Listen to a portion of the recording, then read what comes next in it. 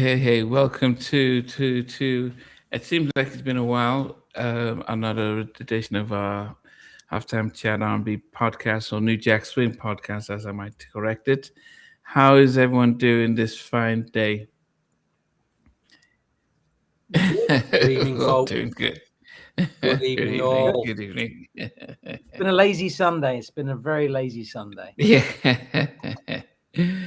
Yeah. I mean, okay. I mean, today we are gonna do basically Black's debut album, well, pretty much their only album. But before we get there, there's quite a lot of stuff happening in the news. The Rock and Roll Hall of Fame, and people had been saying for a number of years, how come New Edition haven't been put in? Jay Z's in there, and Missy Elliott and stuff like that, and so. This year, I'm sure Jimmy Jam, who is on the committee with Questlove, pulled some strings, and New Edition have gone in on their first time. And yes, they seem to be in the top four of the leaderboard. So everyone, if you have an opportunity, you can vote as many times, well, over a number of days for New Edition. They definitely need the votes because Phil Collins seems nailed on it. Strangely, the Pink and Billy Idol are high up. We've got Luther and New Edition, Mariah, and some others. So, if you can vote on the Rock and Roll Hall of Fame for New Edition, that would be great. Anything else, VJ? Anything? The only thing that I would like to mention, one is the reissue of this Me Against the World, and I think this artwork is fantastic. I think this is just fantastic. You've got a double vinyl. I love that. One of my favorite albums is my favorite album by Tupac Comfortably. And I didn't realize that till this week. Puff Johnson is the lead vocalist on the Me Against the World song. I didn't know that. I don't know why I didn't know that. I just found that very interesting. And the other thing is, I'm sure all of you are reading it or listening to audiobooks, etc. But this book, oh my God, I finished it in 2 days. I think a couple of weeks ago I got it, and very, very good, interesting reading. I think we all have some interesting thoughts on it. We'll discuss that when we have that conversation in 2 weeks' time. Yeah, so on the 15th of March, we are going to do a live podcast giving our thoughts on the book. And so tune in for that. By that time, we'll have all finished reading it. Colin, long time. Glad to see you. Neil, is it Neil? Out in Denmark. Definitely glad to see you. Daryl says, did I see Cut Close this weekend? Did you know they were in London? I think Cut Close and Horace Brown yesterday. I don't know whether. Oh, I think I saw Horace Brown I didn't realize he was okay. I think that was yesterday. Okay. No, I didn't see them. Okay. Derek from Minneapolis, welcome. Stevie, anything happening? I thought there's some vinyls that were coming to being released. I think Tony Braxton that you were thinking about. Yeah, it's already come out. There's always vinyls getting released now. And there's always, but it's interesting that the Riley book, because it justifies the relativity of this podcast in what we do with the New Jacks. When you get books like that coming out, we're now in the era of it's like the last era of everyone's telling the stories from the past, because after everyone's told the story in the past, that's what do you do then? You know what I mean? So we're in this very heightened period of podcasting, telling the stories, and that book, it just keeps things relevant. I'm about halfway through it, really enjoying it. Fantastic read. Even if you're not into Teddy Riley, but you're a fan of music, definitely try and download it or listen to it or something. If you don't want to bust a load of money on the book, it's very well worth it. You know, I look forward to the podcast review that we do in a few weeks, you know, and hopefully we won't hold back with what we think, you know. We don't hold back. Let's let it all out there. History say, you know, let's get what we really think out there. It'll cause a ruckus. Yeah.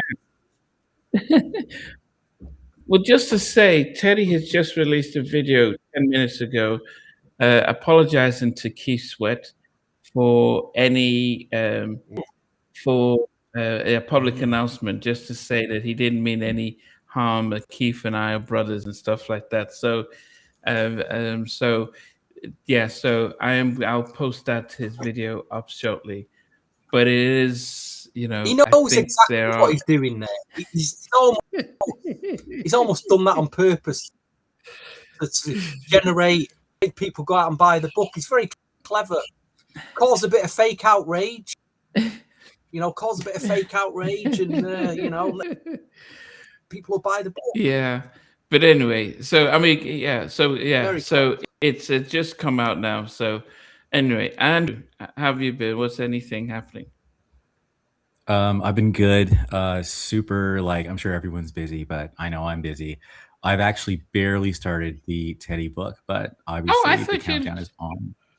Okay, I bought it, but I mean, nah, I've been just swamped. But I will say, as I was listening to the Basic Black album, because it just hit 80 degrees here in that's Fahrenheit, which is warm. After listening to Basic Black, I went and realized, wait a minute, Bruno Mars's new album just came out, I think Friday. So I listened to it, and I will say that Bruno, I never really paid attention to until 24 Karat Magic, and that was a 2016 album, which won 4 Grammys, and that's where he actually legitimately said in his thank you speech, I want to thank the 3 architects of New Jack Swing, Teddy Riley, Jamin Lewis, and LA and Face. And the fact that he said those 3 made me think, man, did he go to NGS Forever back in the day? But anyway, because those are the 3 that we named, the Trailblazer, the Magician, and the Hitmakers. But anyway, I will say the album is, honestly, to me, it was I love you, Bruno. I'm seeing you on the 10th, but it wasn't 24 Karat. It's definitely more, 24 Karat was very New Jack. Whereas this album, I think, he's going into more of a Latin thing, oye, como va, ritmo, like that Santana thing. But it does say here in the description that New Jack Swing is one of the influences still. So I'll just say that but here's the last thing I'll say, and there's a point to this. After I went from Bruno back to Basic Black, I actually was like, man, this Basic Black stuff it's better. And for me, and to me, that's saying a lot. To compare an album from back in the day to what's hitting now, where he's doing stadium tours. And yeah, to my ears, some of the songs on Basic Black are even more timeless. So that's what's going on with me.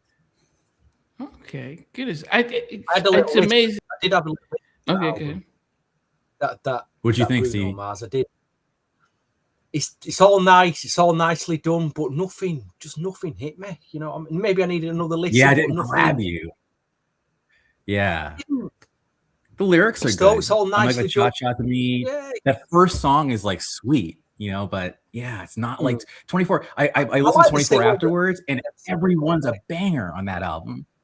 I actually skipped Finesse, which is I know it's terrible, right? Because Finesse is straight up New Jack Swing, but that's the only one I actually skip most of the time because I'm just so sick of it. Anyways, yeah, I got excited. All right, let me chill. Okay. It's amazing because it doesn't seem to get the same vibe, Bruno Mars, as the 24 Karat, because that's come out and hit. I'm not hearing much from this one. Okay. Benson saying he's looking forward to the DJ Soul Child album. Okay, that's interesting as well. Okay, so what about you guys? Randy and Jim he sent this big thank you. He sent a super chat there. Thank you for making Nambi again. Let's get that Randy and Jim album scheduled for next month. It's coming soon. It's coming soon. Okay, so Basic Black. I will start with yourself, Andrew, then go to Stevie, then VJ. What did you make of this album, and what did you know about the group? Wait, I'm going first? All right. So my history with Basic Black, and I forgot to look, but I was telling Beej, I think yesterday actually. So again, when I was making the old website and I had the Hall of Fame and would talk about each of the groups, I remember the Basic Black album being very hard to get. Like I remember seeing it on Amazon.com for over $100 because it was that rare. And even any images of them were like hard to find, and the image was just super like grainy and whatever. So I say all that to say I'm actually like I was not that familiar with this album. I'll just put that, until this episode. Having said that, damn. Like to me, I was actually like impressed like at how well put together the album is, especially the first like 4 or 5 songs. It's just like hit after hit after hit. And then you got a special kind of fool. I mean, it was just way better than I was expecting. So to me, it's just a shame that the album didn't get more love in its day than it did, even though Whatever It Takes and oh my gosh, I'm already messing up already. She's Mine, but the other one. Nothing But a Party. Nothing But a Party. Those two, even in Canada, man, like they were played. So but yeah, it was just hard to get a physical copy. Kind of like the Black Flames, same situation. Like it's hard to find that album, at least for me. But anyway, overall, I was very impressed. I already know what my score is for like out of 10 for the album. and it's not going to be like some of the insulting scores I've said or declined to share. Okay. Stevie, what did you make of it? And I know you've known it for a while, so it's not like, but again, my memories of this album, going back to Expansion Record, Manchester, I remember the first She's Mine. It was in a blue cover, just a basic black She's Mine. There wasn't actually a picture of the band yet. And then you flipped it and there was a mix from DJDF, The Untouchables, and they played it in the shop, and it was like, whoa, what is this? Oh, what is this? So, it was just exciting, so exciting.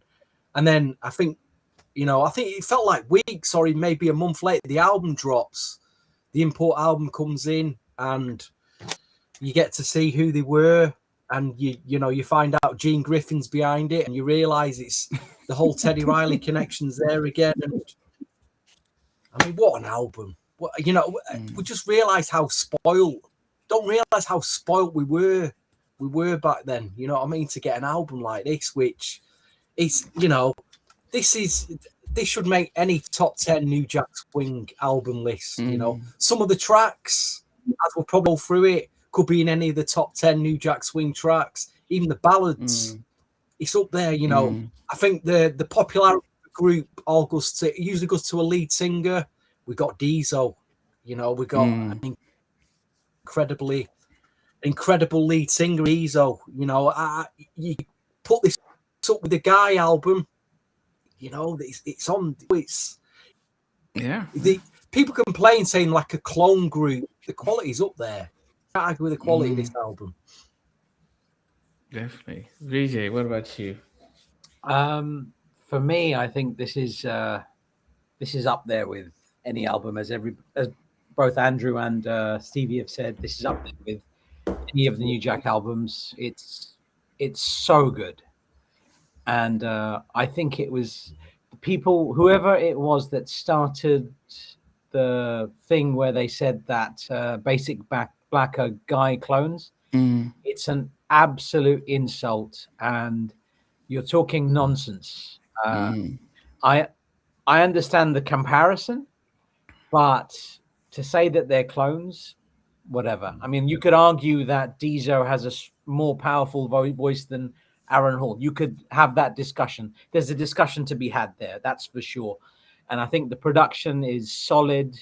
Remember, you've got Mucho and Zan on production duties with Timmy Arthur, and I think between those guys and Timmy Regisford, you've got a solid production base. So yeah, I love it. I think it's a very, very good album, and anybody that thinks they're Guy clones, shame on you, because you're missing a trick here, because this is as good as any of the Guy projects. It's a solid album, really solid album. Yeah, so Spec was due to come in, and KB, so the two of the original members, But we couldn't get that sorted. And Mucho has been on in the past talking not just about this album but also the well, no, he didn't talk about the 911. Well, he did talk about 911, but also he's spoken about this. But for me, I think the stories about them being a clone was probably set up by MCA, and because it was like, you know, they just left Gene, so that sense of look, yeah, they're trying to be like us. I think that's where it started, and I remember hearing that. I've said it many times that to me this is my favorite New Jack Swing album. I don't consider the Guy debut album as a New Jack Swing album. And I think if we're thinking about New Jack, I would prefer this to the Future. I think the only difference to the Future album is that it had hits, it had videos, it was more my conscious. It was my sort of my one of my introductions to music. So it means so much more. But if I'm to go with, you know, a 10 track album, this is my by far, I think the favorite, and I think one of the best New Jack Swing albums made. I didn't listen to this and think, oh, this sounds like what Teddy would do. I saw influences that they would have, but I've heard other New Jack tracks and I'm thinking, yeah, this is like a a Timu version of Teddy Riley kind of thing, but I never thought about it from this side. And I think there are two things that I think I didn't like. The first is I have no idea what this album cover was about. Because if you compare this album cover to the Future, which was probably within a couple of months of each other, the Future looked cool, looked like, yeah, we're rock stars. I have no idea. They're dressed like Gene Griffin. This is you know, look at how they dress. I mean, it didn't match the sounds. They made them seem older than they were, and that was just a mistake just to do that. But to me, as I said, everyone would talk. As I said, the first album to me is one of the. It's called New Jack Swing, but it was mainly an R&B album. When you think of it's a different type of album. But as I said, to me, this was one of the best, and the first 5 songs are just unbelievable. The ballads just unbelievable, and it's just a shame. Talking to T.C. Tompkins, who was the general manager of GR Productions, he said Gene he make the deals with MCA, with Motown and other places, and he had no plans to promote the album. He was like, hey, let me just siphon the money. He didn't invest in these guys, and they could have really blown up. The same way he didn't do much with today's second album, because he was like, without Teddy being there to make the sauce, he was thinking, okay, it's not going to blow up. We'll just move on. So I'm excited about this album and being able to go through it. And I also wanted to say, Ezekiel, I'm not saying that Deezo is a better vocalist than Aaron Hall. I'm just saying that there's a discussion to be had. They're both very, very powerful vocalists. If you talk about both of them in their prime, there's a discussion to be had there about the different vocal styles. There were certain things that Aaron did better, and there were certain things that Deezo did better. Both very, very strong vocalists. And I think it was around, I want to say, when did I do those interviews, Andrew? I want to say 2006, because that was 2006, 2007, because that was when he was on tour with Justin, which is a whole nother conversation. So I'm like, how the hell is he singing backup for Justin? He could sing circles around him. But anyway, another conversation. With Rob. That was So Rob and Deezo, at that time, and I think I've mentioned this on a podcast before. They'd asked. It was 07. So we did 2 interviews. I did 2 interviews with them.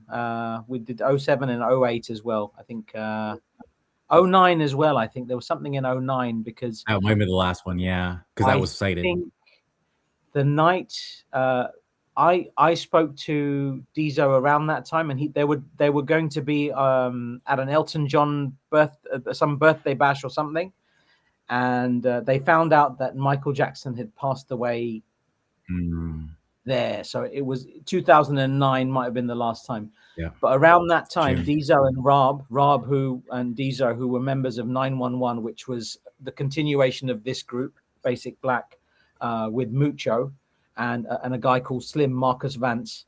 They had asked, Diesel had asked if I would be interested in managing them, and it wasn't something that I was looking into at the time. It was very nice to have been considered in that way. But it wasn't something I could do at the time with everything I had on. But Diesel was a friend, and I miss him as a human being because he was a very kind person. And on one of the Justin Timberlake nights, somebody was sharing a room with him, and this person was a very attractive lady, and I just found it interesting that it was a very rock and roll lifestyle kind of vibe I was getting from Diesel on that particular day. So Diesel was an interesting character, and definitely not a boring guy. And I miss him as a human being. Like, he was a great guy and funny as hell. So aside from the music and everything else, I knew the man. And one sentence I wanted to share that he shared, I have shared this before as well, but because this is the Basic Black episode, which we've never done before, by the way, he asked, I asked him about Aaron Hall. I was talking about Aaron Hall, and we were talking about Charlie Wilson. And I said, who do you think's a better vocalist out of these two? And he said, he started laughing. He said, Aaron's my cousin, but Uncle Charlie is definitely the man. Like, he's above all of them. So I just thought I'd share that because we're all here for Basic Black, and I thought that was an interesting tidbit to share. Again, if you've heard it before, my apologies. Yeah, I think I'm sad because I started this probably a few months before he passed, so I never got the opportunity to interview him. But the more I've listened to him, not just on this album but the 911 stuff, it's Aaron, there's Diesel, there's Big Bub, and I think there's preference. And I think one of the things that Aaron and Big Bub had were more memorable songs that were more commercialized, so they were in our psyche. And then there's Joseph Stonestreet as well, that really were powerful vocalists, and everyone would have a favorite.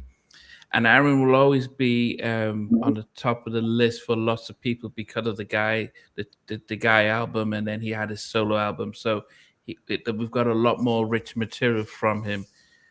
But we've got Idris. So Idris was in. Was it not ARB? Was it ARB? Is it Idris Davidson? Yes, there's Idris the chef. Yes, and we'll probably get you on soon, Idris. But just to think that for me, I listen to Diesel and I think he sounds like if like more of a professional singer, the way he is, his tone, the way he pronounces things, and also just his presence, and so it's probably not fair to try and compare them, but we will have our preference as well.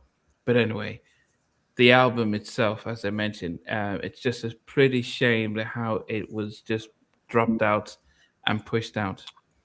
But yeah, we would. Okay, so guys, so the am I the only one that didn't like the album cover? Or what did you guys think? Because no one said anything. No issues with the album cover. I think it's a great logo. Okay. I think I love that logo. No, I have no issue with the logo. I'm looking at how they were dressed. Yeah, the way they were dressed was very. It was very 89. I think. Like when I think of that album cover, I think they're wearing the shoes with like no socks, like the loafers. Like that was like any on the Heartbreak tour. So I just feel like that was just a holdover from 88, 89. And yeah, I mean, that's all I gotta say about that. But the Guy Future album, you're right. There's no comparison. Yeah, it could have been better, but I didn't hate it. It's just, it was very, very 89, very GR, you know? So Okay. there it is. Okay. I didn't like the album. I know what you mean about the picture. I haven't thought about it like that, but now that you're saying that, I would have perhaps chosen a different picture, because you mentioned 2 months apart from the Guy album, and the Guy, when you looked at that Guy, the Future album, it's like it hits you in your face. It's like, whoa, look at the visuals. They're like so much color, so much energy. Whereas I feel like the picture itself was not, it didn't compare to what we were listening to on this. But I did want to share this. So this is the long box. Look at what it says on the hype sticker. I don't know if you can see that. I don't know if that you can read that. Can you read that? Look at the songs on there. She's Mine, Nothing But a Party, It's a Man's Thing, and Can We Talk? I love the mention of the third one. That's all I got to say on that. Isn't that interesting? It's like It's a Man's Thing and Baby Can We Talk was on the hype sticker. I mean, the singles you get, but fascinating. Yep. And I love I am that. validated like a mother. Sorry. There's a part of me that wonders if the album was supposed to be titled "It's a Man Thing," because in 2 songs, Can I mention he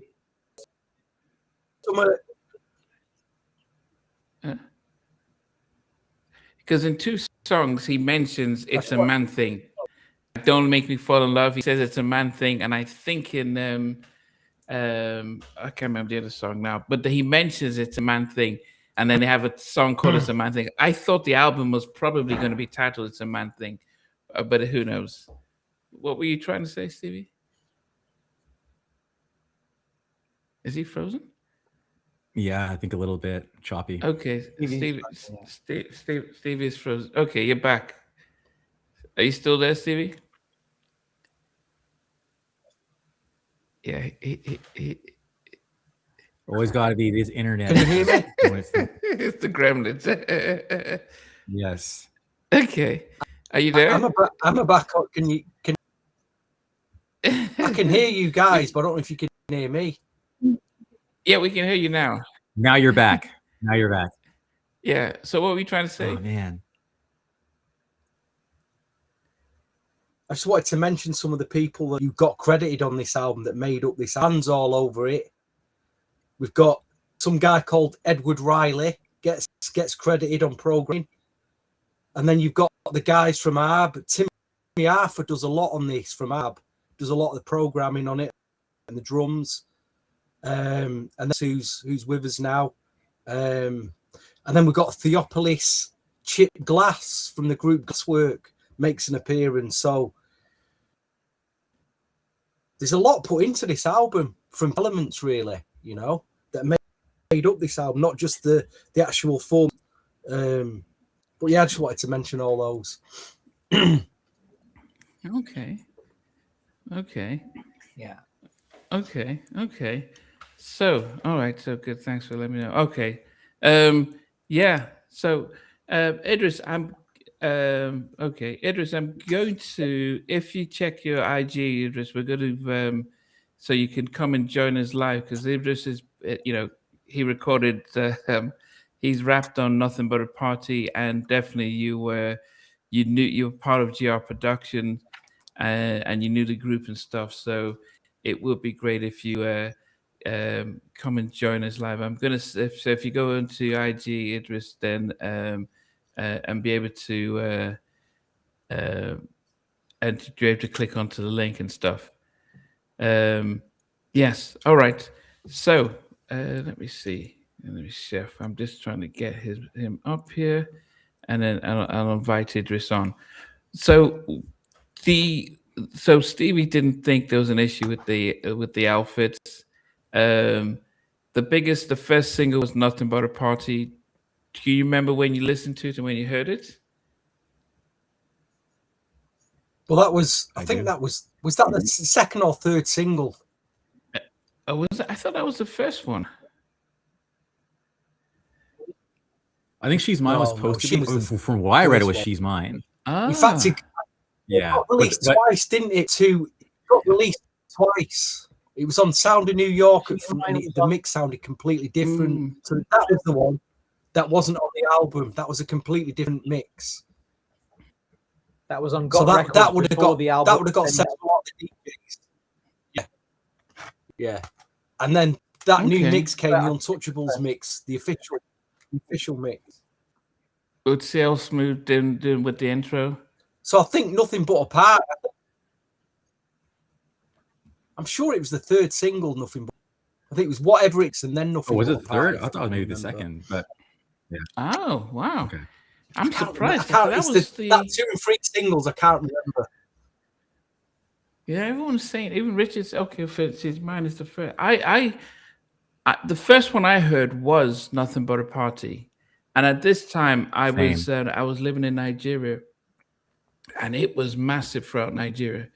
Nothing But a Party, and I didn't, and it became a massive staple of just listening to that, and it actually was more popular than anything that guy had put out. It was just because it was just the upbeat, just the whole thing. So that was definitely definitely the first thing I heard. Hold on, let me see here. But anyway, so let's we'll wait for it. He'll join us shortly. But in the interim, we've got our list, and we'll be able to go through our top 10. And I, as natural, I will start and look through my list. I'm surprised our good friend M. Mac isn't around today, but anyway, number 10 for me is a track that Idris is on, and it's not that I didn't like the track. I think I wasn't too cool with the message, and it felt very ironic that the person who put it together was almost the opposite of, it was pretty much the, he was one of the biggest drug dealers in the city, and he said, "Yeah, let's write a song telling people not to buy drugs." So stupid. It was that I was like, I'm listening to it. And I'm here. We at the Griffin Entertainment Group want to make sure kids are healthy and safe and do not do bad things. And then he's, TC Thompson says, "Yeah, Gene took me on a ride, and he brought $200,000 on a drug, but he was just going around as a pimp and beating people with guns, and then he's putting out the try." It was so, but it was one of those, self-destruction songs. When they had it, the ensemble had everyone on it. It felt fun. It felt exciting, and I didn't realize that Teddy did some. I could probably hear the keyboards and the whole thing. So it was a funky track. But as I said, when I'm hearing this, it's stupid, line is stupid, South Africa is stupid. I think it just felt like the lyrics, yeah. So I put it at number 10, but it was funky track. And exactly in that vein, my number 10 is also stupid.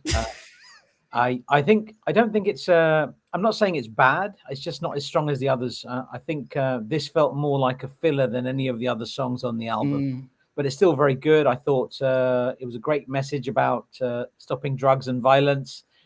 Whoever the person that's got the microphone or the tannoy speaker, the fact that it was said in the first place. But that was a lot of artists were doing that back then, talking about stopping drugs and violence. I also wanted to mention the sample. There's a sample by ESG UFO from 1981. And that is worth listening to as a track by itself. ESG UFO is the name of the song from 1981. Fantastic song. And I oddly enough, I think I prefer that more than Stupid. And I think Stevie mentioned it before as well. It's programmed by Edward Riley. So that is the connection that I see between Basic Black and Guy. Obviously, Teddy worked closely with Deezo and Mucho. Later with 911 and other things. There was the Fix remix that Deezo did, etc. But in 1990, before The Future came out, Teddy Riley is credited on a Basic Black track, and that's the connection there. Background vocals by Wanda Ramos, and that's Stupid. Great song. Yeah. Great album filler. Great album filler. I thought it was a very good album. Stevie, what did you get as number 10? I mean, this could be the only track that has actually one member of Basic Black on it. The only Daryl Deezo Adams, because if you look at the vocals, it says Deezo, Williams, Dan Aqua, and Timmy Arthur. They were the people who sang on it. And you got the rappers, both from R on it. And then, as you said, VJ, you got Theodore Edward Riley doing the old programming. Yeah, he's with on there. Walter Much. So, yeah, I think it was a good. I like the track. It is my number 10. It ended the album. I thought, yeah, it's a message to end the album, and I think it's the perfect place to put the track. It's in our charts. It's at the start. 10. It's where it should be, really. And now a word for our sponsors. The irony, the hypocrisy of Gene Griffin on it. Yeah, that's the word I was trying to get, hypocrisy. Oh, goodness. Andrew, what about you? So at number 10 for me is a song called Nothing But a Party. Just kidding. And number 10 is actually a song that I too felt was for me, it actually, I wouldn't have put it on the album, because whether it was Self-Destruction on the West Coast or We're All in the Same Gang from Self-Destruction on the East Coast, We're All in the Same Gang on the West Coast. And don't put this on the album. Just have it as like a one-off single, because it just didn't fit, in my opinion. It's not a bad song. I do think the message is very important, especially one of the things I missed about the New Jack era, frankly, was the fact that we were trying to do better. So by the time the Chronic comes out, it's just like B, ho, N-word, and we, right? Whereas before, we were at least trying as a culture to be like, yo, like, but wear a condom, don't have a kid out of it. Like we were trying. So I appreciate that, but it can't compare to the rest of the album. So I do think that history was made on this podcast. All four of us are in agreement on a number. Stupid is absolutely at number 10. Is this the first time that's happened? When all four of us have voted something exactly the same number? Yeah, I think it is the first time we've all sort of put an album. A song. Incredible, man. That's worth a celebration all by itself. That's brilliant. Okay. Moving to number 9 is a song that I think it's a song that's almost reminiscent of what Teddy would later move into when he was producing in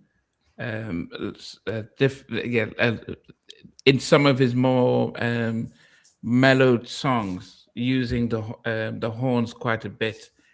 So I'm listening to this and I'm hearing it and I'm thinking, okay, this is what Teddy would do with Something in Common, and This World Is All, what he did with Patti LaBelle, and It's Now or Never. It was more of a mature track sounding that I would say, yeah, I can hear Teddy when Teddy kind of took some of that type of production. Lovely track, more mature track, and as well, I think it's hard with the credits and reading Teddy's book. It's what Gene has put down, and it's hard to understand who did what. It wouldn't surprise me if I can see Zan doing some of the production on that, and maybe Mucho, because that sound later, Teddy did use a lot of that sound. But Now or Never, lovely song. It's just that other songs I just loved more. But I'm not saying Now or Never as I've kind of criticized Stupid.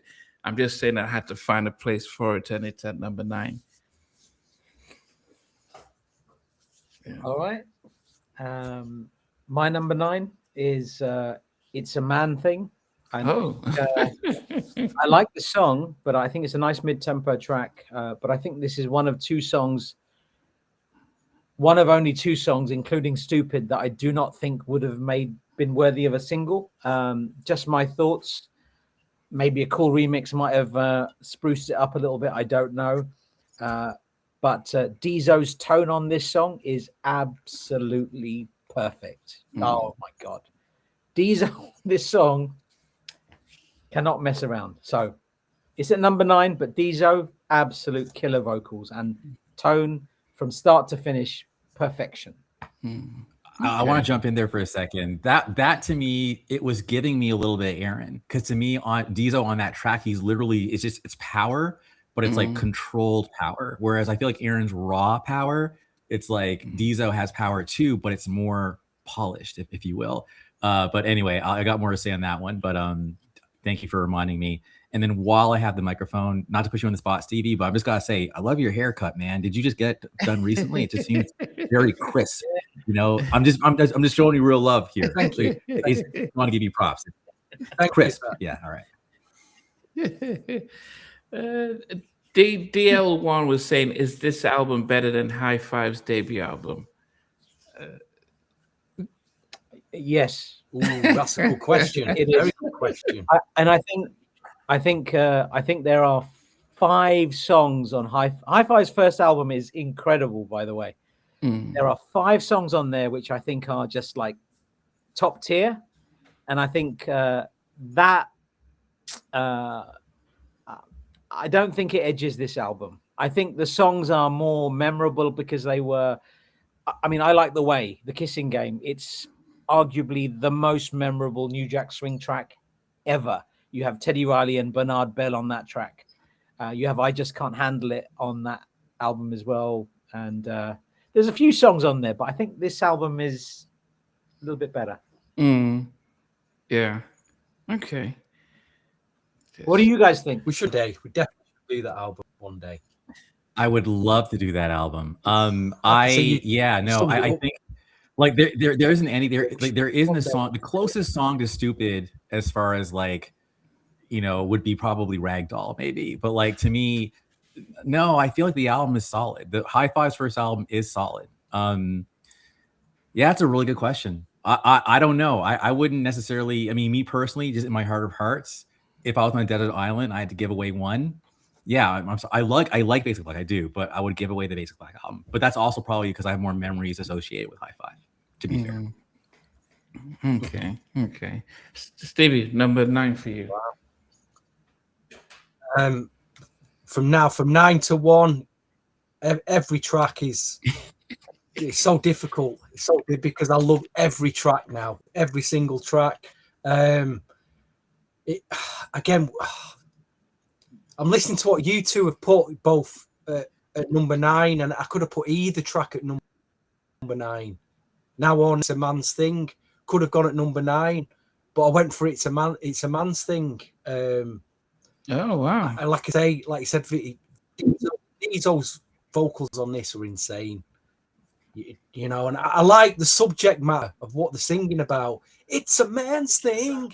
It's a man's thing. It's a masculine track. It's a very masculine. You know, I like the subject matter.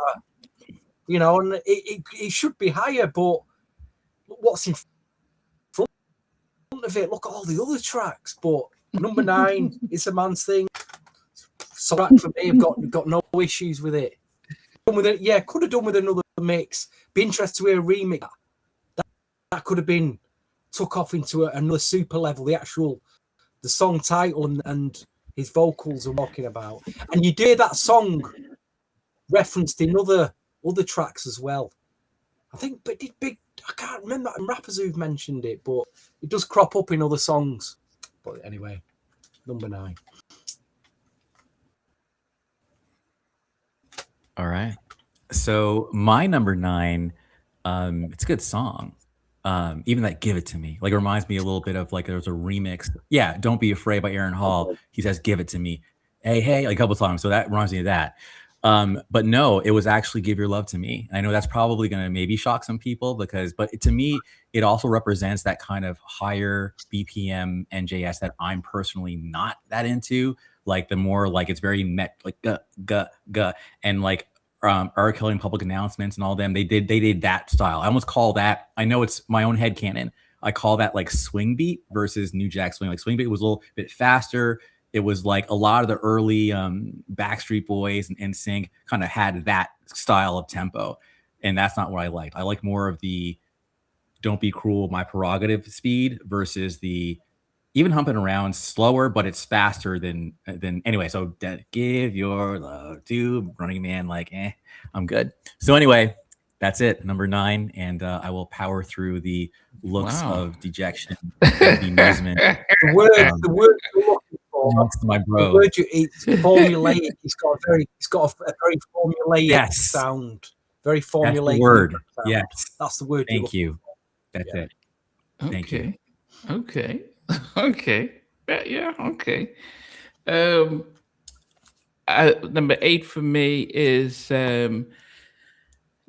normally I'm a ballad guy, and normally I'm just always put my ballads up, and but because love the swing song so much, this it's sitting at number 7, which on any other album would be sacrilege. But for this album, there was no other space to put it. But Baby Can We Talk? As much as I love it, I did put a few other tracks above it. But yeah, it is strange enough because their ballads were very mature ballads.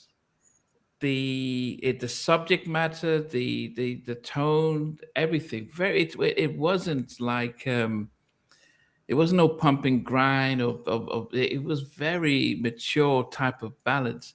And I remember interviewing Basic Black when I first started back in 2020, and they said that Gene came up with the idea of like Special Kind of Fool and those type of ballads and Zan writing. So it felt as if he was trying to go it felt like they were trying to do old school kind of R&B ballads. And then it's almost funny that then their up-tempo tracks were very new school kind of thing. But Baby Can We Talk, beautiful track. It's more mature kind of stuff. Reminds me of Happy Home by Blackstreet, more mature type of ballad. I love it. But there were 6 other tracks that I kind of loved a lot more. And so that's it on number 7. Baby, Can We Talk? Yeah. Number 7 or number 8? Sorry, at number 8. At number 8, yeah. Okay. My number 8 is Now or Never. I think it's a really, really strong mid-tempo track. This is another example, I think, of Mucho not being given enough credit for his talent. I think Mucho is wildly underrated as a producer, and I think so. I'd just like to say that, and I think he's probably I won't say the best, but I'd say one of the best producers to come out of Teddy's camp. I've no doubt about that. There's so many other names, so I'm not going to say all the names, but Mucho deserves recognition for that. Lovely production. I think Dizo kills it on the lead on Now or Never. Absolutely kills it. It's killer vocals. And it's programmed by, according to the credits, Mucho and Timmy Arthur. So I think in the case of this album, when it says programmed, I think that's code word for produced by. Just a feeling. I don't know. I've got a feeling. So I'll leave it at that. Well, reading Teddy's book, it's I guess it's hard to tell who did what nowadays. So we trust any credits. I'm reading Teddy's book, and then I'm going back and looking at Kumo D's album, and I'm looking at all the producers like Leveva and all the guys who were out partying when Teddy was doing the music, and they all took credit. So it's hard for me to tell what that really means at the end of the day. But I'm sure Mucho, and speaking to Mucho, he did all those productions. He Gene gave him the same sample crates that Teddy was using, and so and I remember Speck saying that they and Sprague both saying that, man, they would, when during the GR production height, they would just be watching Teddy just making track after track after track, and it was just so and they're just sitting at the back watching him just creating sound after sound. So but Mucho felt, I think, was the one who picked up quickly and had a lot more confidence. So yeah. Sure. Okay, Stevie, what's number 8? I mean, it's interesting what you're saying about the ballads, because I do remember at the time that those ballads appealed to the soul collectors who were coming in the record shops who didn't like New Jack Swing, but they liked them free. You know, they would have bought. I was watching them saying, I don't like New Jack Swing, Stevie, but you know, those ballads. And if you was a soul collector and you was buying it from, say, 86 right up to about 1990, you remember this, going in them shops every week. There was what I call one-track albums, where you'd listen to the album and it was bad. You know, some of them soul has tried up-tempo tracks, and they were a bit funky. They were a bit, trying to do cameo, and it just sounded all rigged, and it sounded bad. But there'd be a killer song on the album that you'd have to spend your money on, buying £15-10 just for one track. And this track that we all seem to agree on at the top end of our charts, if that was like the one track on any of it, you'd have just bought it for this track. This is how strong it is. It's at number 8, and that is Now or Never. It's a great soul track. On any other album, it'd be because it's on this album. Yeah, that's it. And the strength of all the other tracks. Yeah. 8, but that's the describe it. I think you summed it up perfectly. Number there. 8. If it was on any Now other or album, Never. Great track. Yeah, definitely. Andrew, what about you? So my number 8 is a ballad as well. So it's funny that we went with ballads in number 8 for the most part. But my ballad is actually Baby Can We Talk? And to me, it gives me a little bit of LTD's Love Train as far as like the vibe. So it's cool, but it wasn't cool enough to break my top 5. So that's why it's number 8. Nice and simple. Okay. Yeah, as I said, I mean, as I said, I put it at number 8 as well. But any other normal day, Guys, that track really did not. Yeah. Oh, that diesel in it there. Oh. Yeah. It is. I mean, it's. I think it's almost like if you were doing a countdown with Jodeci's debut album, side A and B are 2 different types of songs, and if it was just side B with all the New Jack tracks, you'd rate it completely different. But because you've got all the ballads that became classic, it's hard then to start and mix them in. You almost would just want to just do the ballads separately. Number 7 is one. Is it number 8? Yeah, it's number 8. Number 7. Because I was just acknowledging Derek. Sorry, it's Confunction and not LTD. My bad. Okay. I think our was early 80s. Number 7 for me is another song that he says it's a man thing. So there are 2 songs. So apart from the actual title track, there were 2 other songs that he used the phrase "it's a man thing." That's why I thought this probably was going to be the title of the album, but they switched it up because somebody at Motown says, "Oh goodness, we can't say that. You can't call an album "It's a Man Thing." But "Give Your Love to Me," nice funky track. But did they release a video for this? Yes, no, they don't. Did they release a video? I don't think so. No, they didn't. It was Nothing But a Party, She's Mine, and Whatever It Takes. Okay, yeah, give Your Love to Me is at number 7, which is interesting because I normally love their up tempos and stuff like that. But yeah, he does say it's a man thing in there, as well as he said it in "Don't Make Me Fall in Love," and then the title track as well. Yeah. So at number 7 is "Give Your Love to Me." And just like that, I feel like I might as well just read Namdi's list because my number 7 is also "Give Your Love to Me." Again, it's written by Timmy Arthur Mucho and Gene Griffin. Okay. So I'm reading the credits. I'm just going off the credits. Background vocals by Zan, Dizo, Lucrezia Scriven, Renee Eccles, and Timmy Arthur. Programming by Mucho. And I just want to say about "Give Your Love to Me." I think this song is so catchy. It's so catchy. Andrew, Stevie, you said formulaic, but formulas, sometimes if you got a formula that works, why would you tinker with it? Why would you mess with it? It worked. And I think catchy. Dizo again absolutely kills it. And there was something about that boy. He had an incredible instrument in his voice. And I think he absolutely nails it on "Give Your Love to Me." But alas, it only makes my number 7 because this is an album full of strong, really, really strong songs. Yeah, definitely. We are going to, as for those who are just joining us, we are going to do a review of Teddy's autobiography.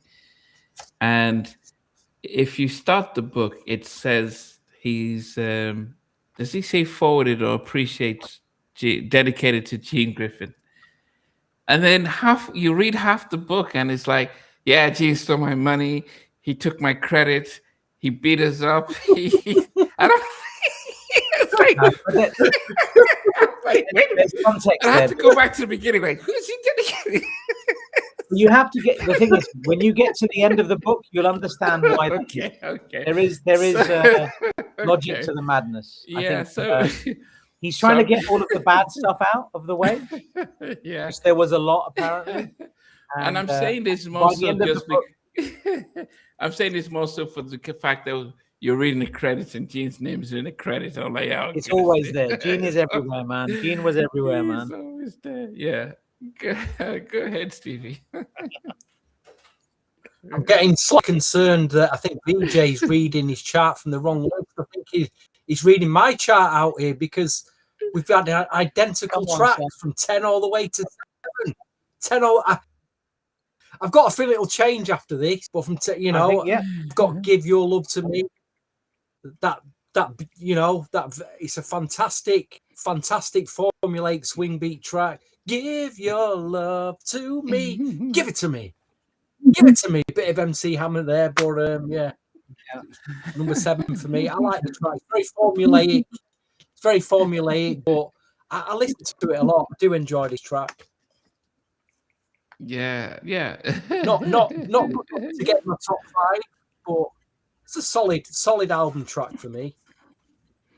Yeah, I think so. Yeah, that's it. I think it's a solid album track. Solid. I think it could have been a single. I do think it could have been a single. You think so? I think so. With some remixes, I think it would have been brilliant. So there was a 4th single on this album, don't remember as well. There's a big house mix we'll get into later as well.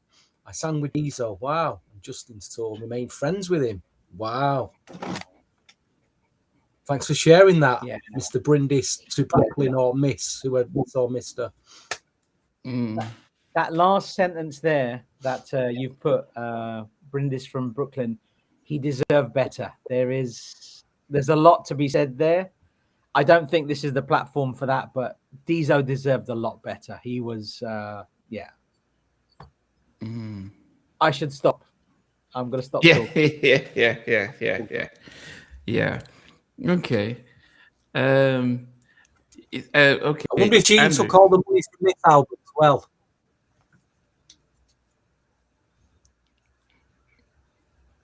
Okay. I wasn't sure I heard that, but in any event, I'll go ahead. So I'm definitely, I think, and it's going to be progressively worse as we get to the top. I am the odd man out. I know that the other 3 actually do all watch sports. I don't. And I think that my choices are, wow, they're different. So I'm just going to brace myself. This next one could be considered blasphemous. My number 7 is actually it's She's Mine. And I think the reason why is because actually, Stevie, you put words to my thinking. And that is that na na na da na na da da da da da da da. It's just it's formula. And it's like, so for me, it's like, and the other 2 songs that they're known for don't have that formulaic vibe to them. So it's formula, generic, whatever you want to call it. It's dope. Don't get me wrong. CL Smooth. Oh, one thing I will say, I feel like there's DNA to Johnny's "Rub You the Right Way" remix that Eddie F did in "She's Mine." You hear. If I was a DJ, I would totally blend them two. Like they're made for each other. Can I share something about that exact point just now? It samples Johnny Gill "Rub You the Right Way" JG classic. There you go.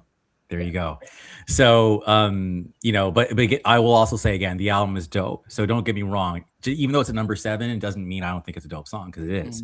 But there's other songs that I think are ahead of it, which I'm sure y'all are going to be like, what, really? But we'll find out. Okay. I think it was also based, the song was possibly based on My Fantasy. She's Mine, My Guy, My Fantasy. It's the same kind of. I totally hear it. Yes. Yeah.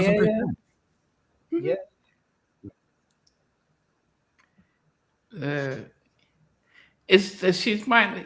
Do you know when we interviewed De Levant and he talked about making a Poison remix with Lil Silas Jr. And he says, Lil says, we need some box, the dog box. And then is it She's Mine? It says, woof. Woof.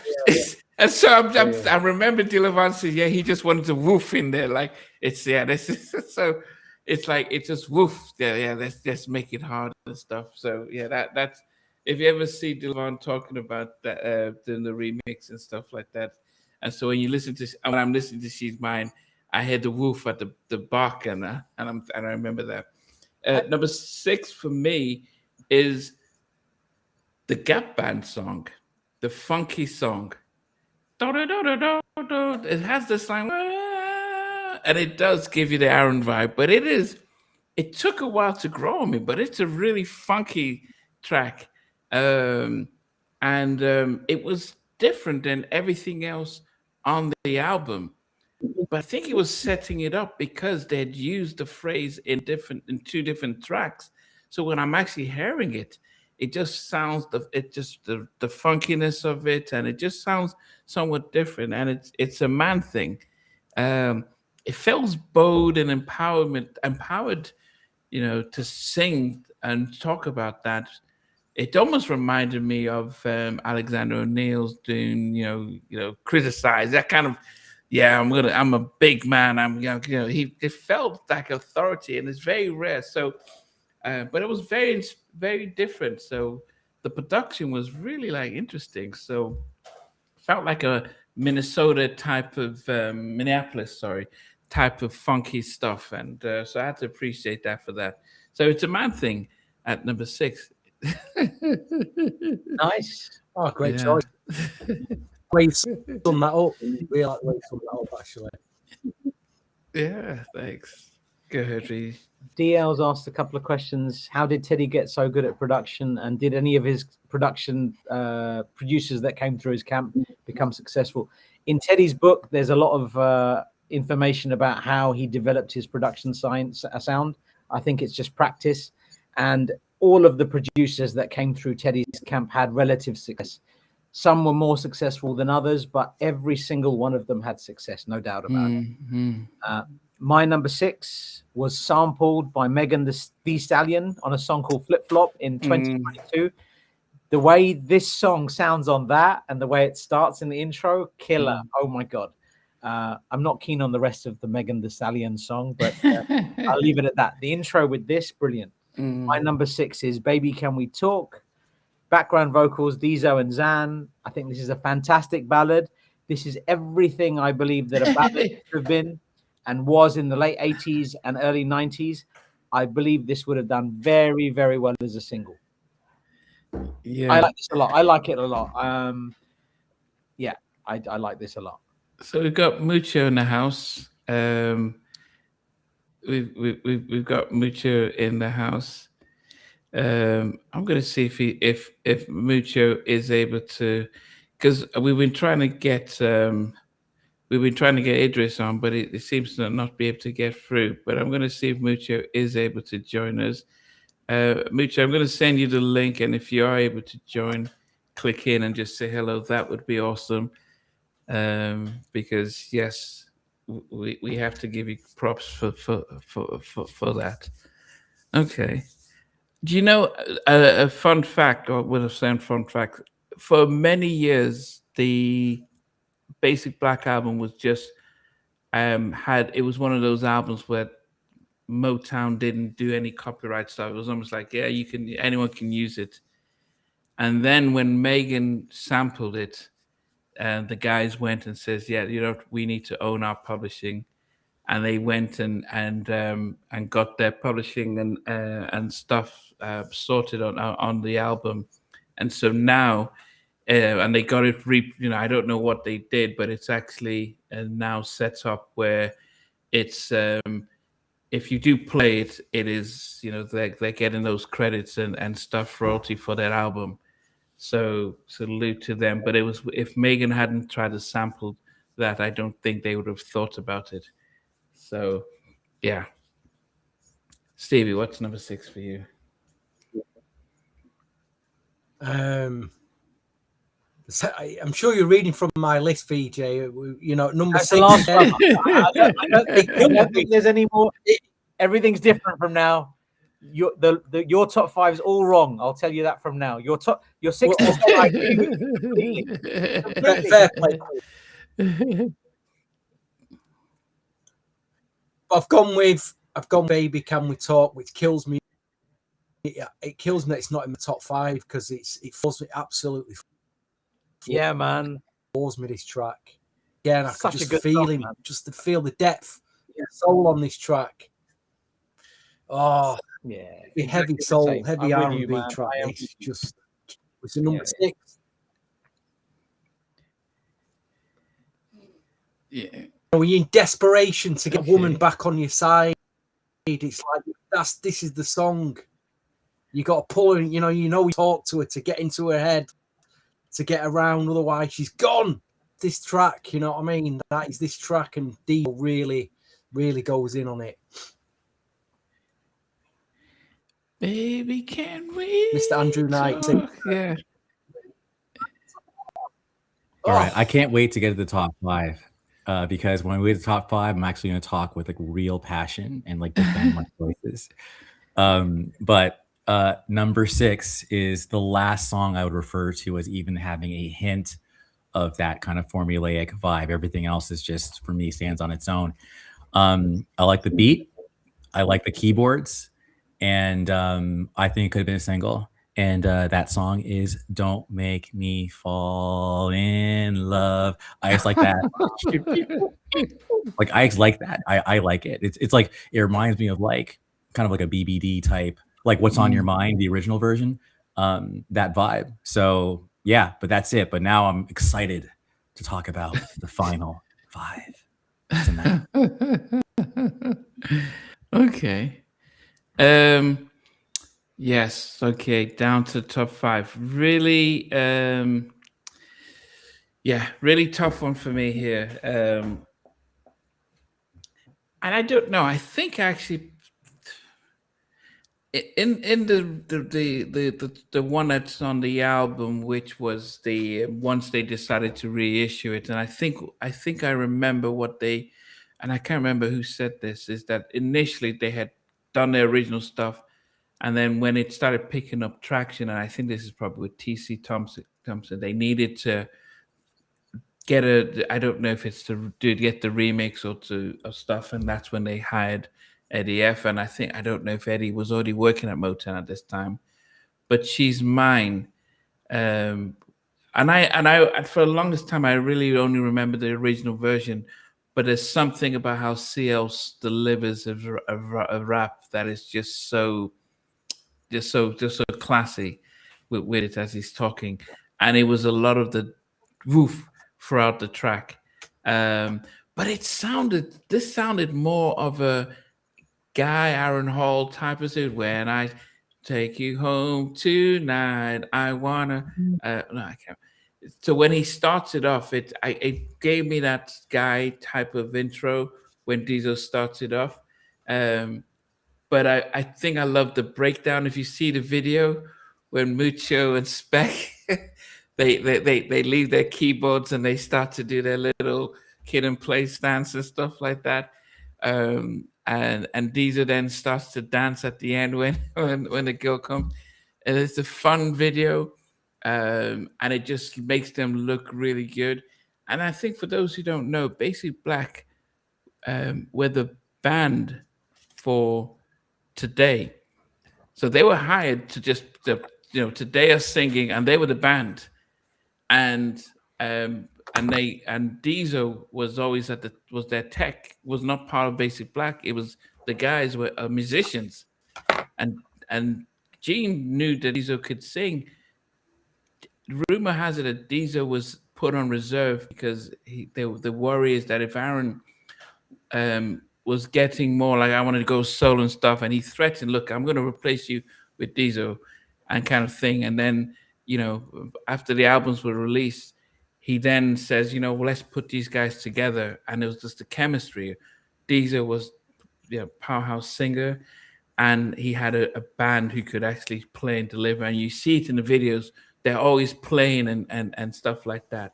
So she's mine. I actually read they were called the Basic Black Band, and then they chopped off band off, and it became Basic Black. So anyway, I just wanted to throw that out there because I think what you said made a lot of sense. Yeah. Okay, Vij. What number are we on?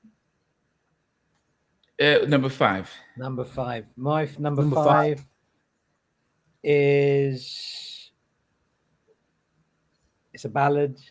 It's the only ballad left now. Special Kind of Fool is my number 5. It was covered by two groups. It was covered in 2 songs. Deep Threat, Special Kind of Fool in 2002. Fantastic cover. Also, Danny Boy had something on a recent Death Row compilation called Special Kind of Fool. I think this was recorded before. Both are very, very, very good, but the Basic Black version is king. And I just wanted to say, with this ballad, the way it sounds, I just wanted to say, Diesel, wherever you are, man, take a bow, son, because you absolutely nailed it on this. Background vocals by Diesel, absolute killer. But unfortunately, Special Kind of Fool just gets to number 5. I can't. There's some other tracks I had to put ahead of it. So we are joined by a special guest, Mucho. Mucho, producer extraordinaire. It is an honor to see you, Mucho. How have you been? I'm good, brother. How about y'all? We're doing great. So guys, if you know where Mucho is, one of the primary producers, and he was one of the members of Basic Black when it started.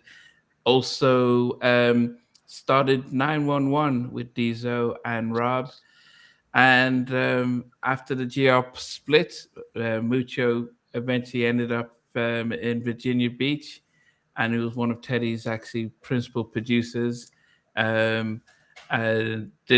Judy's got a baby? Judy's got a boyfriend. Judy's got a boyfriend. Yeah. He did with Riff. With Riff, did My Love. He did the Black Street. He did so many stuff. But anyway, how have you been?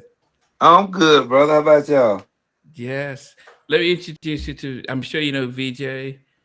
Yeah, I know everybody. And Stevie and Andrew. Oh yeah, I've been keeping in touch with everybody on this platform right here.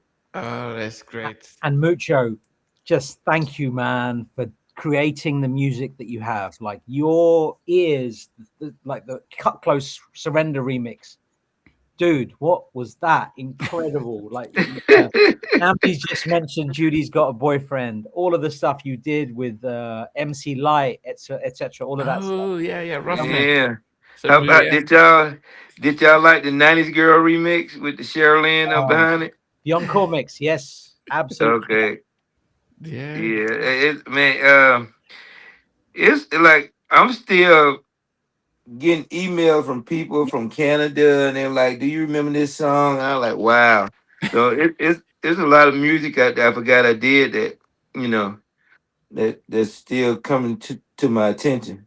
But I appreciate y'all. Keeping it alive, man. I appreciate y'all more than you know than anything. Yeah, you know what? You know that the story about Roughneck. It's gone viral, and I think Pebbles got slammed a lot by that bit because there's stuff like that. But it was interesting just to hear the whole story Oh, behind it, about the left eye verse. the left eye version Oh and yeah. stuff. So Did you hear when I mixed it in on the? Oh yeah, yeah. yeah. So yeah, we could. But tonight is about this basic black album, which, as I said, we've all credited as an amazing album. To me, it's my favorite New Jack Swing album. Oh man, I appreciate Uh, it. and as I said, it is an amazing production. What was it? I mean, okay, I think we can start off with "Stupid" because Teddy's credited as on that song. How did he get? What was his involvement on that track? Teddy and Zan did the original version, and that was it's supposed to be on Zan the Man album. Oh, So by the time Teddy and Gene split, we moved back to Georgia, and Zan moved back to Georgia too. So Zan didn't want the song on his album, so Gene played it for us, and we ended up cutting it with ARB, mm. uh, and that's how it happened. But Zan was actually the producer behind the original version, him and Teddy. And then when they split, Gene couldn't get the file, so we had to redo it in Atlanta. Okay, that kind of makes sense. Okay, um, I don't know if you know this because what was that today's song that was on House Party 2, guys? Why get funky on me? Yeah. Funky on me. Did Teddy have anything to do with that track? Yes, yeah, same deal. It was done before the split. I said it. When Gene moved back to Georgia, it was a few songs he wanted us to redo. So, I knew it. Which one? yeah, it's a man things too. It's a man's thing. That was one of them. Oh, Teddy did it to Man Thing too. Teddy did the original, but we had to redo everything over because Gene couldn't get his hands on the files. See, I knew Why to Get Funky on Me was a Teddy track. Oh yeah. What songs? What music that you created were you most proud of? Probably right. That's released. Probably MC Light. That's what most proud of that one. And I really love the song we did on the Nothing to Lose soundtrack. Yes, in a magazine. Yeah, magazine. I really love that one. Teddy did the beat. They had the beat for probably 2 weeks, and Jimmy Iovine told Teddy he needed a song for the soundtrack, so they had the beat and they couldn't write to it. That's when me and Teddy go back and forth. We got mad at each other. I went back to Atlanta for a spell. Then he called me to make up. He like, we got this beat we can't write to, so I go back to Virginia Beach, listen to it in B room. And then, I said, all right, give me 10 minutes. And end up writing it. Me and Diesel and I think Chauncey had a little bit to do with it. And so, but once I got the melody going, they couldn't find a melody for it. But once I got the melody going for it, then, Diesel ended up lacing it. Yeah, I guess people don't give you credit for your writing, actual songwriting. I think most people just think, okay, you did your producer best, but not really the songwriting part. Oh yeah, I do a lot of writing. A lot of the basic black stuff I wrote. If it wasn't written by me, it was written by either Timmy or Arthur, a dude we call Artie, or either Zan.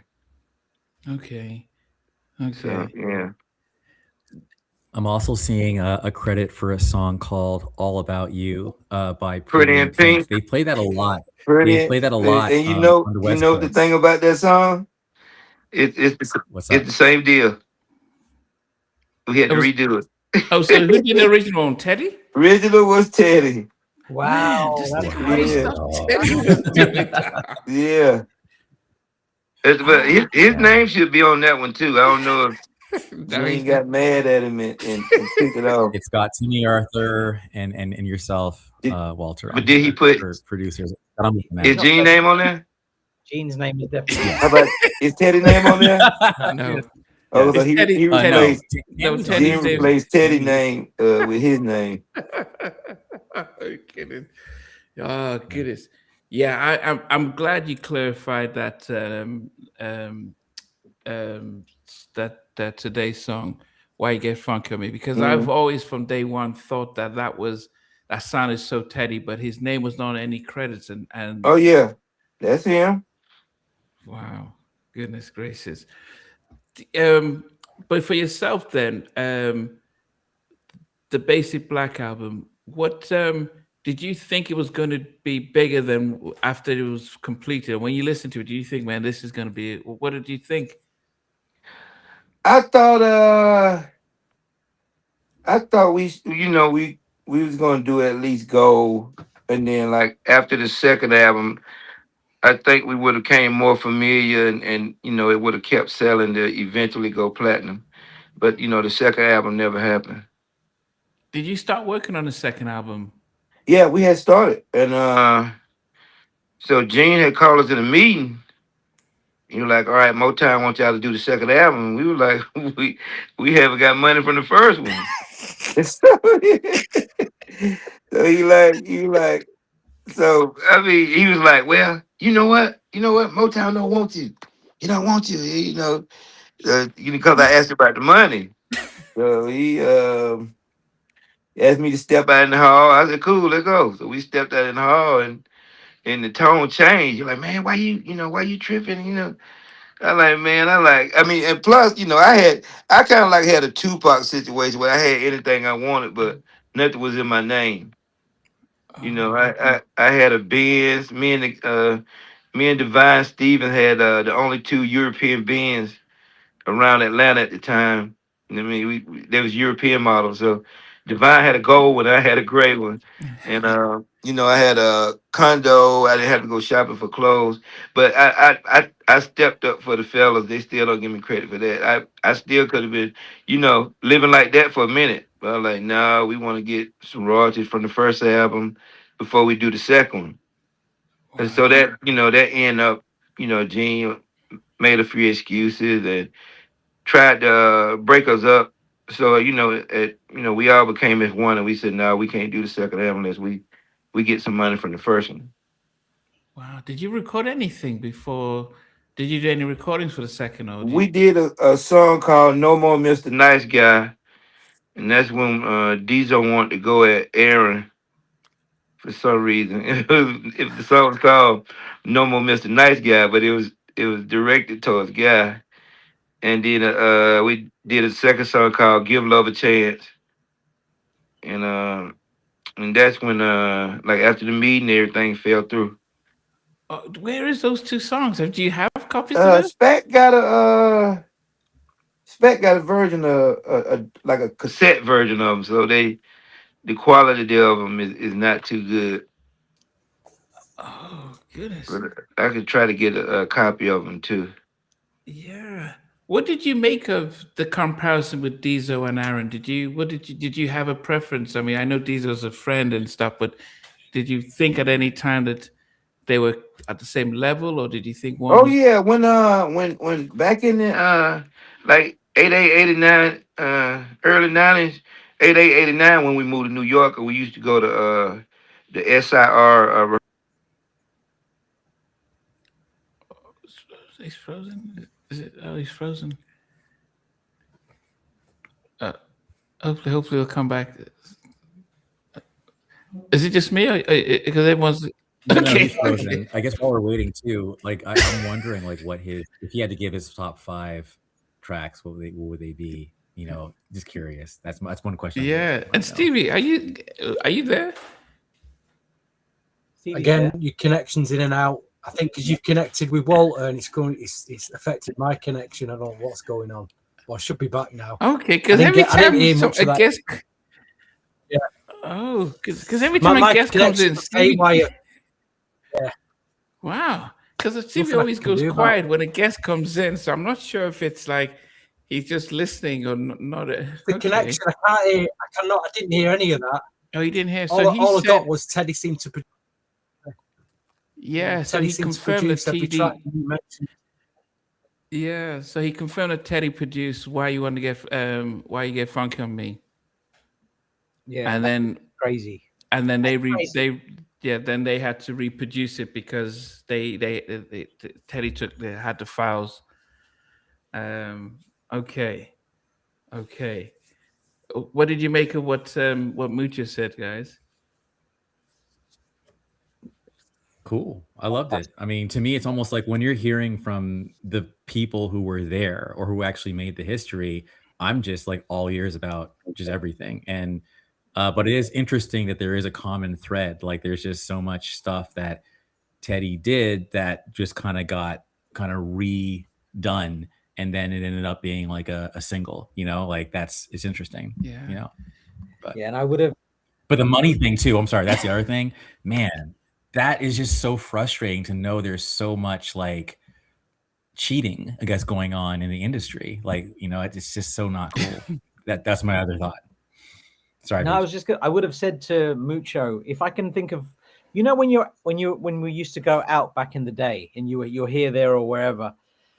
There's one song I heard when I was in a nightclub in Bangkok years ago, and my brain could not comprehend that this song was being played there, and everybody lost their shit, and I just wasn't expecting that. And that was the song that Mucho just mentioned, MC Light's Roughneck. Oh, sorry about that, fellas. Okay. my berry had died. Oh, okay. That's cool. Yes, Stevie, Scotland. Stevie, No, do I'll you be want out in a minute. Stevie, do you want to say anything? What was I talking about when I got cut off? I I'd forgot just what like to song was it. reiterate what were your top 5 tracks? Yeah. Oh, yeah. So Stevie, you were talking about Diesel versus Aaron because he Oh yeah. Oh, Back I in the lost late '80s connection. and early '90s, late Yeah, '80s, Andrew, Air was a beast. And so What are they what are your sound top 5 tracks from the Basic Black album? top 5. yeah. But you can answer that after you do the Aaron Ted Diesel. Then you can answer that. Yeah. Okay, yeah. Air was a beast back in the late '80s and the early '90s. So the when we first heard Diesel, we like couldn't tell them apart. But once we start, we moved together and started working together, I could hear the difference in them. Daryl had a higher range and it was a lot powerful. Not too much powerful than Aaron in the '80s, but he was more powerful than Aaron. But and they was kind of Diesel is kind of like a chameleon. He can sound like anybody, but that was his. That was closer to his natural tone. Aaron Hall or Charlie Wilson. So Diesel, the reason why he sounded like more like Aaron because he was in a group with Aaron before Guy. They was in a group. You remember the group called? You remember Jamaica Boys? Yeah.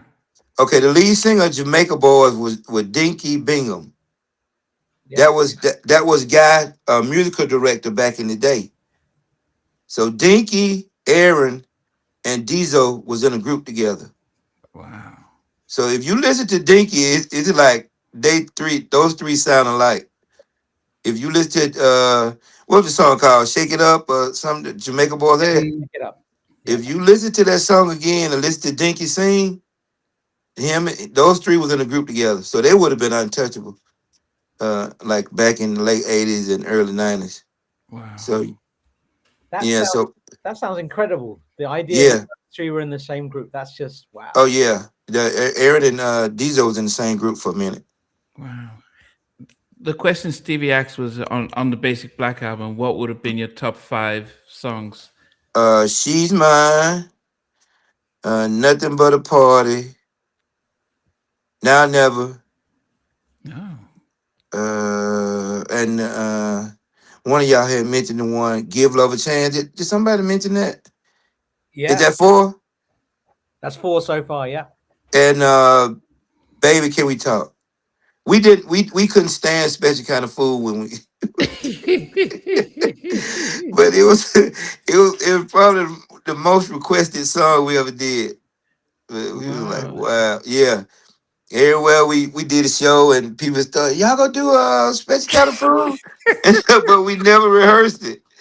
So like right before the split up started, we started rehearsing Special Kind of Food. Yeah. What about your favorite songs from the 911 project that you guys did? Ooh, 911, Cutie was my favorite. That was my baby. The one that I did the Dre thing off. Spend Some Time. Spend some Y'all time. familiar with that one? Yeah, yeah. Mm. That one. The one with the James Brown sample. Oh, what was that? Is that Misery? Not Misery. That's Not Misery. Talk to me. I got what you need. Look, all I want rescue. Rescue Rescue Me. Me. Rescue Me. Yeah, Yeah. rescue me. On Guy And Well, 3. oh Guy yeah, I Three forgot. did Oh, it. but that was Yeah, Dave, originally yeah. on Dave, He Dave picked did yeah. it. that album apart once he didn't want to put it out. Rescue Me and uh, we did one with another James Brown sample in it. Was it the Big Payback? Edge of the World? Was it Edge of the World? Nah. That was my fifth one, but it's one before that.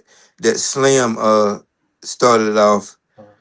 Uh, uh, oh my goodness, I can't believe I can't remember the name of it. You had the Say It Again, which was the Isley track. Say It Again. We did that one actually last, so that was Teddy idea for us to do the Isley Brother joint. Uh, uh, was it no? Oh, it had on the tip of my tongue. I think of it in a few minutes. Yeah. But yeah, but it was so many. It was hard for me to pick from the 911 album like I did from the Basic Black because we had more control of that one. Like Yeah. Teddy went to Trinidad to work on Guy 3, and he left us the studio in Virginia Beach to do a 911. And so when they came back for Christmas break, we had 10 songs and they had 2. He was like, wow. He was like, man, we never left the studio. We had engineers, Spragg stayed at the studio, so we didn't have to worry about calling no engineer in. So we recorded around the clock. I think you and Spragg would have been a killer combo at that time. Like just Oh yeah, that's my homeboy. I brought him to Virginia Beach with me. Me and Spragg is actually from Columbus, Georgia, with me. So No. yeah. serious talent, man. Oh yeah. And I was saying this before you came on, like you know how when you're out and about and you're clubbing back in the day and you hear a song, Uh, one of your songs played at a club in Bangkok. I was at a nightclub in Bangkok, uh. and everybody lost their shit, man, and it was Oh beautiful. for real? And it was MC Light's Roughneck, which you just Oh mentioned. for real? And it was, I remember that feeling because I'm in a place, they're playing all pop songs and like just general stuff, right? Like the Spice Girls or something. And then Roughneck comes on and there was no context to what was coming on before and everybody lost their shit. It was beautiful, man. That's crazy. Yeah, Yeah. I was hoping we could keep Left Eye on that song. Cause with Left Eye, we was thinking of the pop charts. We like, man, we can hit the pop charts with Left Eye on there. And then like when Teddy called me in there, like, yo, we got to take Left Eye off. I was like, why? He was like, Pebbles want 80%. I was like, what? He was Yeah. like, yeah.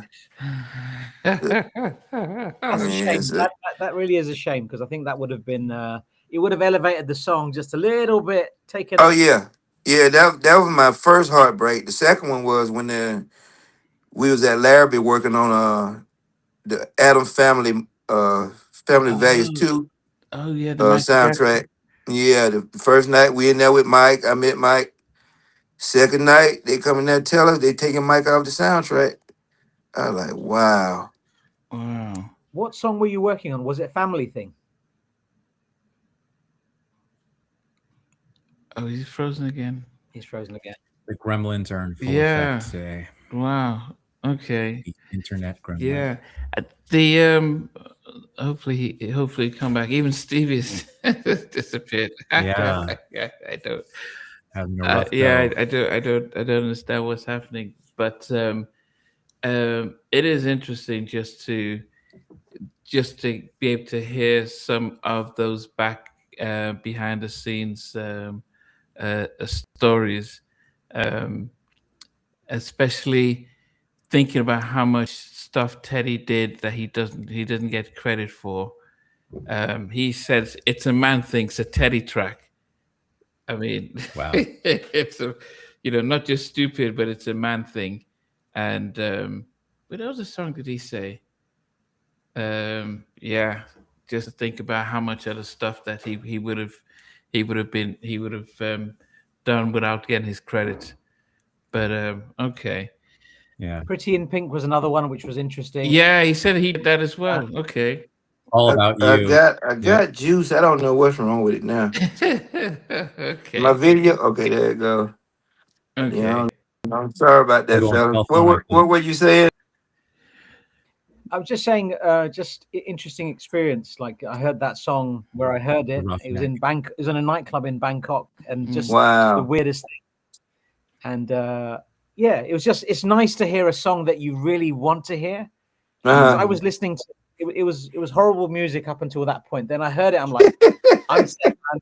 I can go home now. I don't need any more songs. I'm good. Did you lose it too? Oh, I absolutely lost it. I absolutely. It's fantastic song. What a song. But when we think about what MC Light did with Donnell Jones, so you realize that took the song to another level. So you imagine if MC Light was, T-Buzz, sorry, not T-Buzz, Left Eye was on that track, Left Eye. how much it would have, it would have been. Any idea why Teddy didn't work on the History album? No, for Mike. Yeah, because he did so well with Dangerous, and I'm surprised. I don't know. I know. I know. Teddy probably think Mike was petty, but I doubt if he was petty because I know Teddy. I know Mike had paid Teddy advance for one remix, and I don't know if he thought Mike was gonna bring that up or anything, but Mike paid him an advance for like a big advance for a remix, and he told Teddy, "Don't worry about it." The remix didn't end up happening, I think, because of scheduling. So, Mike would call the studio, and Teddy be like, "Tell him I'm not here." Tell him, I'm like, "Wow, Michael Jackson, tell him you not here." I was like, "Wow." I like that would be the last person in the world I'll be like, tell him I'm not here. So Teddy probably thought he wanted to talk. What about the remix I paid you for already? That's the only thing I could think about. He was dodging a few of Mike's phone calls, so I was sitting up there wondering why. And you know that you said that you stopped working with Michael Jackson because he was cut off that album. Were you working on the song "Family Thing," which was the original vocals, the demo were cut by Chauncey? So there was a version with Chauncey, but there's a Family Thing. Was that the Michael Jackson track? Yeah, that was one of the two me and Teddy had started working on. That was one of them. I mean, we got out there in California. We rode out to the Never Never Land. We got on like go karts to ride down about a mile and a half to the movie theater. We in there watching pieces of the movie. Mike was telling Teddy where he wanted to go right here, and Mike got a red phone in the booth to the left. It was like the bat phone, but it was red, and like a booth. It was lit up on that side, and of another booth on the right side lit up. He had in the front he had popcorn and his own chocolate from Switzerland with his picture on him. Man, it was crazy. So I'm just sitting up there, all just looking around, and Mike was like, "Yeah, I want this scene to be like it." So yeah, that was one of the songs, but it was crazy. My goodness. That's cool, man. My goodness. Do you think because we started off with this album saying that people were accusing Basic Black of being a clone of Guy? Do you think that was? Do you guys think you were different than Guy at the time, or were you trying to be like them, or what was Gene's? It it it's kind of either or. Cause when we in Columbus, we was a local band just doing cover songs. But when Guy came out, then our original style was kind of like that New Jack Swing. So we didn't try to be like Guy. Gene had got a few demo tapes from a lot of people because he figured a Guy, and it been some tension in between them anyway when Guy was on tour. So when they played Columbus, Georgia, we opened up the show. And Gene was backstage. So when we started hitting, we played all the Teddy production. We played My Prerogative. We didn't play no Guy songs. We know we couldn't do that. We played My Prerogative and some more stuff Teddy produced. So next thing you know, we see heads peeking from from backstage. It was Gene and Teddy. So we figured we was doing something right. So at the end of the night, Gene was like, "Yeah, man, I need a band to come out on the road to play for today, and we like y'all sound." And being that Gene was from Columbus too, anyway, we didn't find out till later. When he came back about a month later, he took us over to his mom's house and played some more songs for us. But it was kind of our style anyway. When we actually started producing our own original music, it was New Jack Swing was in then. So that's why. And then once Gene heard us after the split, he wanted us to go more after the Guy sound with the harmonies and the leads. And Okay. The I guess did you think the split? I mean, if the split didn't happen, did you guys have a choice to think let's go with Teddy or let's stay with Gene, or what was that opportunity when the split happened? Because with we're reading the Gene, yeah. Go ahead. yeah, Gene made it. he made sure that we knew that he had the money. He was like Teddy is crying at the airport in Chicago. He can't get home because I canceled all the credit cards, and Wow. I bought them 3 houses down here. He took us around looking at the 3 houses they had, the Aaron, Teddy, and Damien house. So he let it make be known that the money was with him, Wow. and at that time Teddy was calling people that he knew were close to her, like tell him don't sign the Gene, tell him I got a situation getting ready to happen with MCA, you know, to tell him don't sign, but us being from Columbus and want to get out there, we stuck with Gene, you Wow. know. Wow. Goodness. And But yeah, go ahead, Gene. it must have been interesting. Like you had, what was that song? You had that incredible stuff that you did with Smooth Silk. You Are the Best, Mm, which was great. And it must have been also interesting because you did a track with The Party, All About Love, the remix. I think you uh, were involved with that. So what was it like working because you would have been around Pharrell and Chad at that time. What was that Oh like? yeah, What was yeah. that? I remember Pharrell and Chad from the high school talent show. I was up there when Neptune first started. It was Chad Pharrell, Michael Etheridge, and it was another member that hardly came around. And man, I remember Chad coming in the studio at night with different instruments.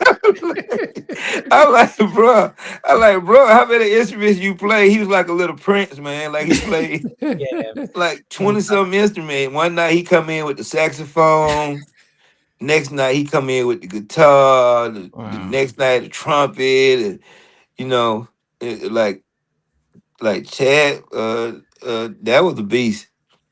Yeah, Levi Little said the same, that Chad would just come up with he bring instruments that no one has even heard of. Yeah, you never know what he gonna come to the studio with. But then who would you think was the better producer between Chad and Pharrell? I'm a hands-on guy. So you know, if somebody asks me who is the better producer between Puffy, I'm gonna go with Timbaland because I'm a hands-on guy. I like to see hands on the beat machine, hands on the keyboard. So even though Pharrell my boy, I'm gonna go with Chad. You know, Wow. they asked me who was better between Quincy and Teddy. I go with Teddy. Because even though Quincy read music and was composed, he was a beast. I'm a hands-on guy. Wow. So I guess there's Pharrell because was more the visionary then. Yeah. Okay. No, I don't. I'm not taking credit from Pharrell. It was mostly his vision.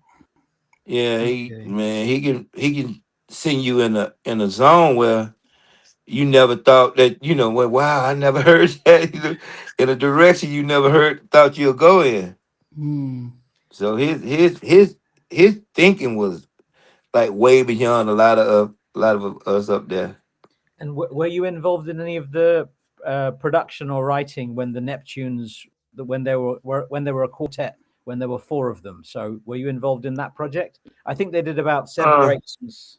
Probably for the production, it was all them, but every now and then Teddy will mix one or two of them or may add a little element, but no, I stayed out of chat way. It wasn't it wasn't no reason to touch that, man. Chad was good. He Oh knew what. yeah, Yeah. Oh, Yes.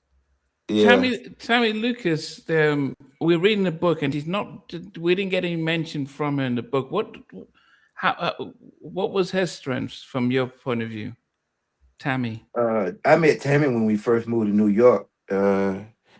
Tammy is a dope writer, dope vocalist. So that's who Gene first put us with. We brought Gene told me inspect, go to the house, do some tracks. We brought back a few tracks. Tammy laced a few of them. But our our chord structure and beat was on the Star Point song, like the chord change and everything. But Teddy redid it, like he did. So he did us like that first. So when Gene took the cassette to Teddy, and it was a song on few songs on Star Point album that me and Spec had composed originally, but Teddy ended up redoing them, and Tammy wrote them. Oh, the start point. Okay. Yeah, Okay. I want you, you want me. That yeah, yeah, and there was brilliant. another one on there too. That me and Whatever it Spec has. takes. No, it's whatever something. Yeah, yeah. Yeah. Wow. Hmm. Goodness. My goodness. Uh, Teddy's doing his book. I mean, he's gone out with his book, and he's doing a lot of promotion for it. Um, if you were to, ask about your thoughts about Teddy. I mean, in some parts he has his issues with Chauncey and Blackstreet for how they took the name and things going forward. Um, but from how do you if you look back at your time with Teddy, both GR post GR when you worked at Future and stuff, how do you look back at Teddy? I wouldn't change a day of that for anything in the world, man. It was big learning experience, man. And Ted, if it wasn't for Teddy, a lot of people wouldn't know who I was. So my recognition come mostly from Teddy Camp. So I wouldn't change none of that. Even though some of it was bad, I still, if I had to do it all over again, I'd go do it all over again. So Yeah. I mean, yeah, I learned a lot from him. He learned a little bit from me. If you watch the Nam video, you could see he started to mention my name a little bit. Like they was asking him about something. He said, "Oh yeah, Mucho taught me how to time stretch on the." They were giving him a Kaya endorsement, so he started mentioning my name a little bit now, even on the Breakfast Club and the Vlad interview. I'm like, wow, 30 years later. No, but he was a beast, man. It was just it was like a pleasure sitting in the studio with him. Like I said in one interview, like when we moved to New York and we was invited to the studio, we expected to see like this probably a Gene Griffin looking guy, the thick mustache, sitting at the keyboard doing all, and we saw this little dude about what 5'6", 5'7", sitting behind all that equipment, and we were like, "What the?" He was like, "He doing it for real." Like, dang. So, man, we went. It was crazy. Like, dude is a beast. Wow. And that Starpoint track, it was "Have You Got What It Takes?" Yeah, yeah. Yeah, Have you got what it takes? Yeah. My So goodness. My yeah, goodness. dude a beast. But Yeah. I was thinking, Teddy. I noticed if he had somebody in the studio with him like me, it'll put the fire on him. So I don't think he lost it. I just don't think he had the right people around him. Okay. So I stayed in B. I stayed in B studio. He was in A, and we had a C room. But people go home. I be in B. He be in A. You know, drinking coffee and stuff like that. He was like, "What you come up with?" I got this. What you come up with? So he tried not to let me get the best in it. He listened to a song and with nothing. I turned around and asked him how you like it, and he gone out the door and he going to A room. He erased the idea he had and he started on another one. So it was like that with me and him. Wow. So, yeah, I figure I kept the fire under him. So yeah, if I did something hot, he gonna go in there and do something hotter. What do you think happened when he started doing stuff like with David Miller, Not a Butter? It just felt like it in some ways that era of are you still there, Much? Oh, he's missed. Okay. Okay. Wow. I think he's gone. But oh, salute condolences to Much's father. I need to ask him about that. Okay. Oh, so he's gone. Well, let me see if Stevie's watching. Oh, he's back. Cut it Okay. off. You hear me now? Yeah, we can hear you slightly. Yes. Okay. Yeah, I got a phone call. I don't know how to put it on privacy. Uh, Did you all they mentioned did your father passed away recently? Mitch? My father passed away when I was with Teddy in Virginia Beach. Okay. This was back in like Okay. 96, 97. So that been a minute ago. Okay. Yeah. But I Okay. think you was asking me about Nutter Butter. Yeah, yeah. Do you know, he was coming up with he was released Not a Butter, released David Miller. Was it David Miller? Yeah. Oh, it yeah, was Little it Man. Teddy was supposed to release 3 acts a year on the Interscope. So you had a Oh. guy named Knowledge. He was Knowledge the Pirate. He had Yeah, he was on Black Twan. Spirit. Yeah, he had Mm. Twan was supposed to have an album and Chance. So everybody that was on the Blackstreet album was promised a record deal. So it was the first year was supposed to be Blackstreet, Neptune, and Nutter Butter. Uh, no, I think Rex and Effect didn't. I don't remember if Rex and Effect went to Interscope deal or not. And then the second year was going to be Chance, Knowledge the Pirate, and Twan. It's going to be 3 rap albums. And then the third year, after I started helping them with production, it's gonna be 911, Fifth Avenue. He had a girl group called Fifth Avenue Oh yeah, yeah. with Blue Cantrell them and Men of Vision. So he was supposed to do 3 acts a year on the Interscope. So I Teddy, he told me, I like, why you didn't release the 9 app? One app, he like, man, he said y'all was competition for Guy. I said, yeah, but we on your label. It was like I said, that's more money in your pocket. I said, we on your label. And he looked up in the sky like I didn't think of it like that. Like how could you not? Yeah, yeah, yeah, yeah. That would have definitely would have been something if you guys had come out Oh as yeah. something different. Yeah, and Jimmy Iovine was requesting the 911 record too. You know, he called when Teddy called when I came back up to do the in a magazine joint. He said, "Okay, 911 need one more up tempo." And I don't know if y'all heard this song because it was added to the list late. I did a song called "Can't Get Enough." It should be on the 911, the one they released something, and so I don't know if Teddy was trying to buy time, but I went back there. Like my manager flew me back to Atlanta because my equipment was still down there. We cut 911. We cut Can't Get Enough in a day. Flew back up the next day and handed it to him. And he was like, "Wow!" So, and that's the last day we heard. So Wow. And you asked about Rex and Effect going over to Interscope to the Little Man label. They yeah, were linked to it for a little while, but yeah, I think Teddy made a mistake. He wanted to change their name to Anonymous, and yeah. that didn't work. They were on Uh, one pen record, Rex and Effect as Anonymous, but Anonymous is a bad name for a group. yeah, yeah. Oh, and I wonder if this is only anything to do with Gene still getting paid from Rex and Effect, and maybe they wanted to.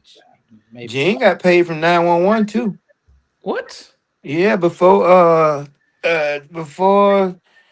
we started recording, Gene had came up there acting like he wanted to men with Teddy, and he was telling Teddy stories like, I still got Daryl and Mucho on the contract, and so, but he was doing that behind our back. So Oh, then Teddy came and mentioned it like, man, we got to pay Gene out of y'all budget. I like, for what? He said, Gene said he still got contracts on y'all. I said, no, he don't. So Teddy ended up like, I don't want no trouble. He ended up giving Gene some money out of our budget, and we was mad at that, bro. when you look back at Gene, because I think Teddy's got in his book, and I haven't read that part yet. Well, how do you remember Gene Griffin? Uh, my first impression of Gene was a gangster. Cause when we moved to New York, he picked us up in the big body BMW, and we sitting in the BMW the size of a limo to us. And he was dressed like a gangster. So he was talking to us, yeah, man, we gonna do this, and don't worry about that. I'm gonna put y'all up in the hotel for the night, and we end up staying in the hotel for about probably about 2 or 3 months, and so we heard all the stories about Gene, and so my first impression with him was kind of like a gangster, but once we got to know him, I'll be out there in a minute, Scotland. It's candy, you can't have none. Go to mommy, I'll be out there. Okay, I'm gonna bring it to you. Go outside for a minute. Oh, she didn't leave you. So my little bad baby. So yeah. So but once we got to know him, man, we pretty much realized it was, you know, kind of like the dirty manager like that. But I mean, I was it, thinking it, if you look when you remember him now, just throughout everything you've experienced, I, I I how do you I don't remember him? regret nothing that happened with Gene Griffin either. I sit back and think about that too, because it put me in a better position. You know, I could have sold the fellas out and stayed there and still got a lot of stuff and but nothing in my name, and kept making money and new cars and stuff like that. But I chose the other road, so I wouldn't have changed nothing. It was a lot of good times with Gene too. Yeah. Yeah. Wow. Well, Mucho, we appreciate you joining us, and really dropping some gems, and and the experience, and we will definitely have to get you back on so we can go through the 911 The Pressure album. Even Okay. though it didn't get released officially, it is still a New Jack Swing fan collection gem. So we have to do that. So we will make sure we get you on when you have space and time and stuff. But Okay. yeah, but we Yeah. appreciate the fact that you could take time off this evening. Yeah. Just One of my coworkers forwarded me the link, so I thought he sent me a record, and I didn't know it was a live it's feed until I fine. heard you Nice. say, "We got Mucho on it." I'm like, "Whoa!" I said, "This is live." So one of my That's awesome. coworkers, man, he a real big music guy. His name is Torrance. So I'm gonna send a shout out to him for sending me the Shout out link, to man. But Torrance. yeah, Yeah, we that was appreciate crazy, that. man. Yeah, we So appreciate it, Mucho. yeah, I just had came back from Home Depot with my little son, so he sent me the link. I like, wow. I like, nice, thanks, guys. I thought it was a record. Yeah, no, this Sunday evenings we go live. So no, but Man, definitely. but anytime, man. If y'all, I don't do WhatsApp much, but if y'all got my, I don't even know my WhatsApp tag. If y'all can find me on there, or if y'all need my cell phone number, I can email it to y'all anytime y'all need to Okay. get in touch with me, man. Cause I'm working on some new stuff. I remember I told you the last time I was working on some new Yeah, stuff, because you were trying to do but stuff with 911 and stuff, but yeah. oh no, I'm working on some new stuff for real this time, and it's almost finished. Wow. So y'all will be the first to hear it. It's some grown folk stuff, but you go like the elements of it. Yeah, Sounds good. definitely with you. We're Well, gonna I guess promote as that for you. far as Thank you for your insights, man. Thank you for your uh, insights and sharing your stories. And Oh man, anytime, man. me, you need to know, man. As a musician, you are the man. Like as a Oh man, I appreciate it, man. I have ears, and you are just on a different planet. Like all of those thank tracks we talked about, we touched up on a few of them. Mm, So many of them. yeah. man, thank you, man. I appreciate that. Andrew, you say something? yeah, I was saying something. Just yeah, thanks for coming in. And as far as the new stuff is concerned, I'll just work it in there really quick. It's now or never. So we hope that we hear Nah, never. new stuff Hey, actually, coming out. Gotta work it in. that was my favorite song I wrote. Timmy Arthur did the track, Yeah. and that was the favorite song I wrote. That was kind of like a real situation. It was Ah. easy to write. I was chasing a college girl over at Spelman at the time. Yeah, I told yeah. Well, I'm not going to spoil anything, but on this podcast, we're actually counting down our top 10 tracks, our personal ones.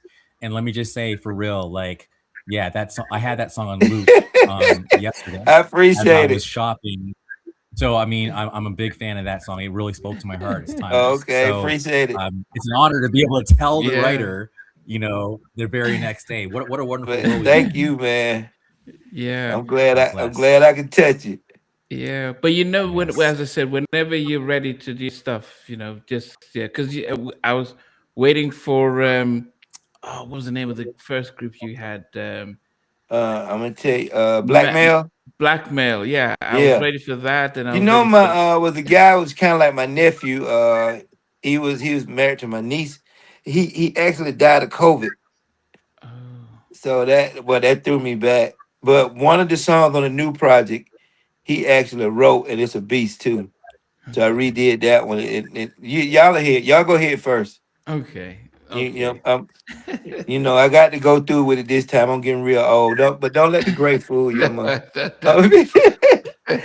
But yeah. Oh goodness, man. Okay, Mucho, we appreciate it, but we'll definitely keep in touch when you're ready to release your stuff, and we'll build a platform to promote it for you as well. Oh, thank you, man.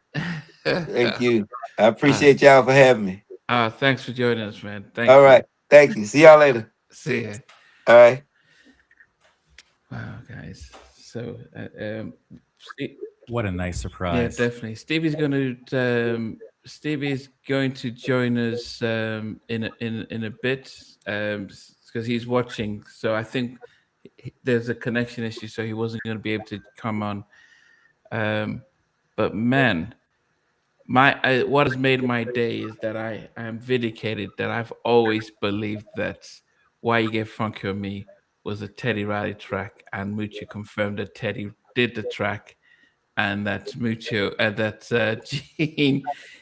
Gene just had them redo it. Okay, Stevie, were you able to watch and listen in?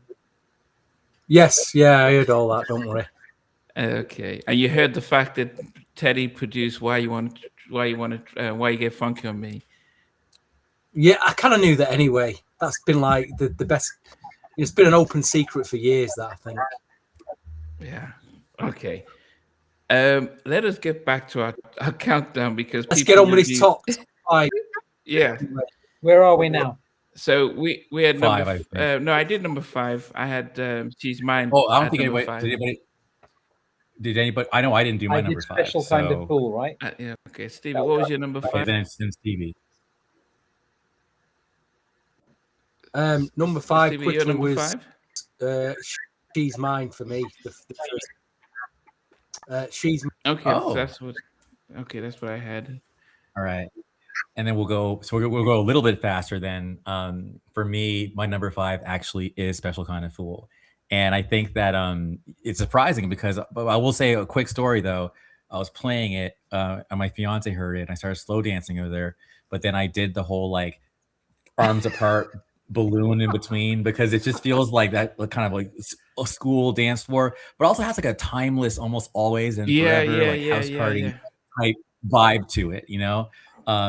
Great song, but at number 5. Okay. All right. Well, I had that number 4 for me is Special Kind of Fool, and I made a video for it, and I got different videos of couples having their first dance, and there's one video that's, if anyone searches Special Kind of Fool on Halftone Chair, of this woman in tears with her first dance with her husband, with her new husband, and he's wiping up her tears as they're singing it, and it just captures the song, that sense of I'm gonna go all out for you. And it's interesting that Mucho and the guys didn't like it because it did seem very old and dated, but it resonated with the community really well, and it still does right now. So it is a special song, but quite different from most R&B songs from that time frame. All right, VJ, what's number 4 for you? Number 4 for me was a single, Nothing But a Party. Oh, wow. This guy, I don't know if you can see that. Nothing But a Party. Look at that artwork. I don't get the suits, man. I don't get the clothing. Oh, I like it. I mean, think about this. Jodeci came out around this time. Look what they're wearing. About a year later, Wow, okay. but like a year is a long time in the New Jack era. So, you don't want to look like fireman, do you? You know? Yeah, not looking like fireman, like the styling. That first Jodeci video. Yeah, the styling, I just didn't get it. But anyway. So I was going to say it samples Lynn Collins' Think About It from 1972, remixed by Timmy Regisford. The interesting thing about that particular song is you've got background vocals from the lead vocalist of Highland Place Mobsters, which I think Stevie mentioned at the beginning, also in a group called Glasswork. And I just wanted to say it's a brilliant up-tempo. And I just wanted to say, Deezo, man. I wish this world really understood this boy's talent because his vocals on this, absolute killer. So good. Yeah, that's my number 4. Okay, Stevie, number 4. Nothing But a Party, number 4, yes. Yeah? I didn't quite catch it. Just didn't quite catch it. Yes. Nothing But a Party, number 4. Any of my top 5 could be number 1, to be quite honest. The position in this top 5, they're that good. It's classic. We're talking about classic material here.